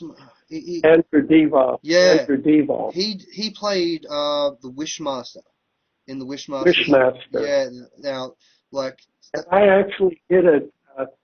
I actually worked with him also on a pilot TV show I did Okay. for Tarzan Yep. Adventurer, and he was in that. And is that how You know, that guy. is that how he got the job for No, Faust or? yeah. Well, I knew him. Yeah. Yeah, I knew him then. Okay. Yeah, I think that is how, because I knew his. Yeah, because Faust came after Tarzan for sure. He's just a phenomenal actor, and yeah, As a dentist, he's great. yeah, and He's a real so menacing. play a back. Yeah. Yeah. I kind of want to see him play a hero in a movie, you know what I mean? Because I've seen him be the evil genius so many times. I'm like, I wonder what this guy would be like as a Batman-esque character, or you know what I mean, like the main, like sort of hero in the film type of thing. But I think he just plays the bad guy so well that you just sort of keep watching him do that. So I think he doesn't quite look like a leading man. You know, he kind of looked like a bad guy. Yeah, true. Overcome. But he could, I don't know, play, someone's dad or something like that. I don't know. But anyway, back to Faust. Like, You just have to try. You know. sorry? You would just have to try it. The proof is in the pudding. Yeah, well, that's it. You know. Well, getting back to Faust, like. Hey, listen, I've got to go. I've got dinner ready. Oh, sorry, not a problem. So Man. it's a pleasure talking to you. I'm glad we got to talk a little bit about Faust. Yeah, I'd love to have you back on. Next time, we'll probably just do a whole hour just me gushing about that movie because it is one of my all-time favorites. And like, well, you might as well do the movies that nobody else does. You know, well, yeah. That one nobody ever asked. Well, that's why Everybody asks about Re-Animator, yeah. Society, Return of the Dead 3. Those are very well covered, but nobody asks about Faust. Well, I had it written down as one of my first questions to talk about, but then we sort of just got into talking about, the other ones, and I was like, oh, okay. But that's when, at the very, like before, when I was like, okay, we'll end the interview here, and you're like, oh, you mentioned Faust, and I'm like, oh, well, I can't end the interview without talking about that movie. It's literally one of my all-time favorites.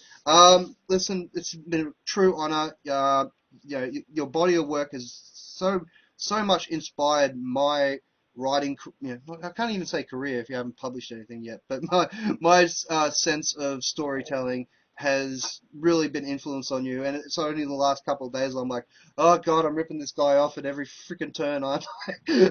But listen, this has been a huge pleasure of mine to finally sit down and talk to you. You're welcome back any time you want to come onto the podcast, and again, this has just been a true honor to have you on, sir.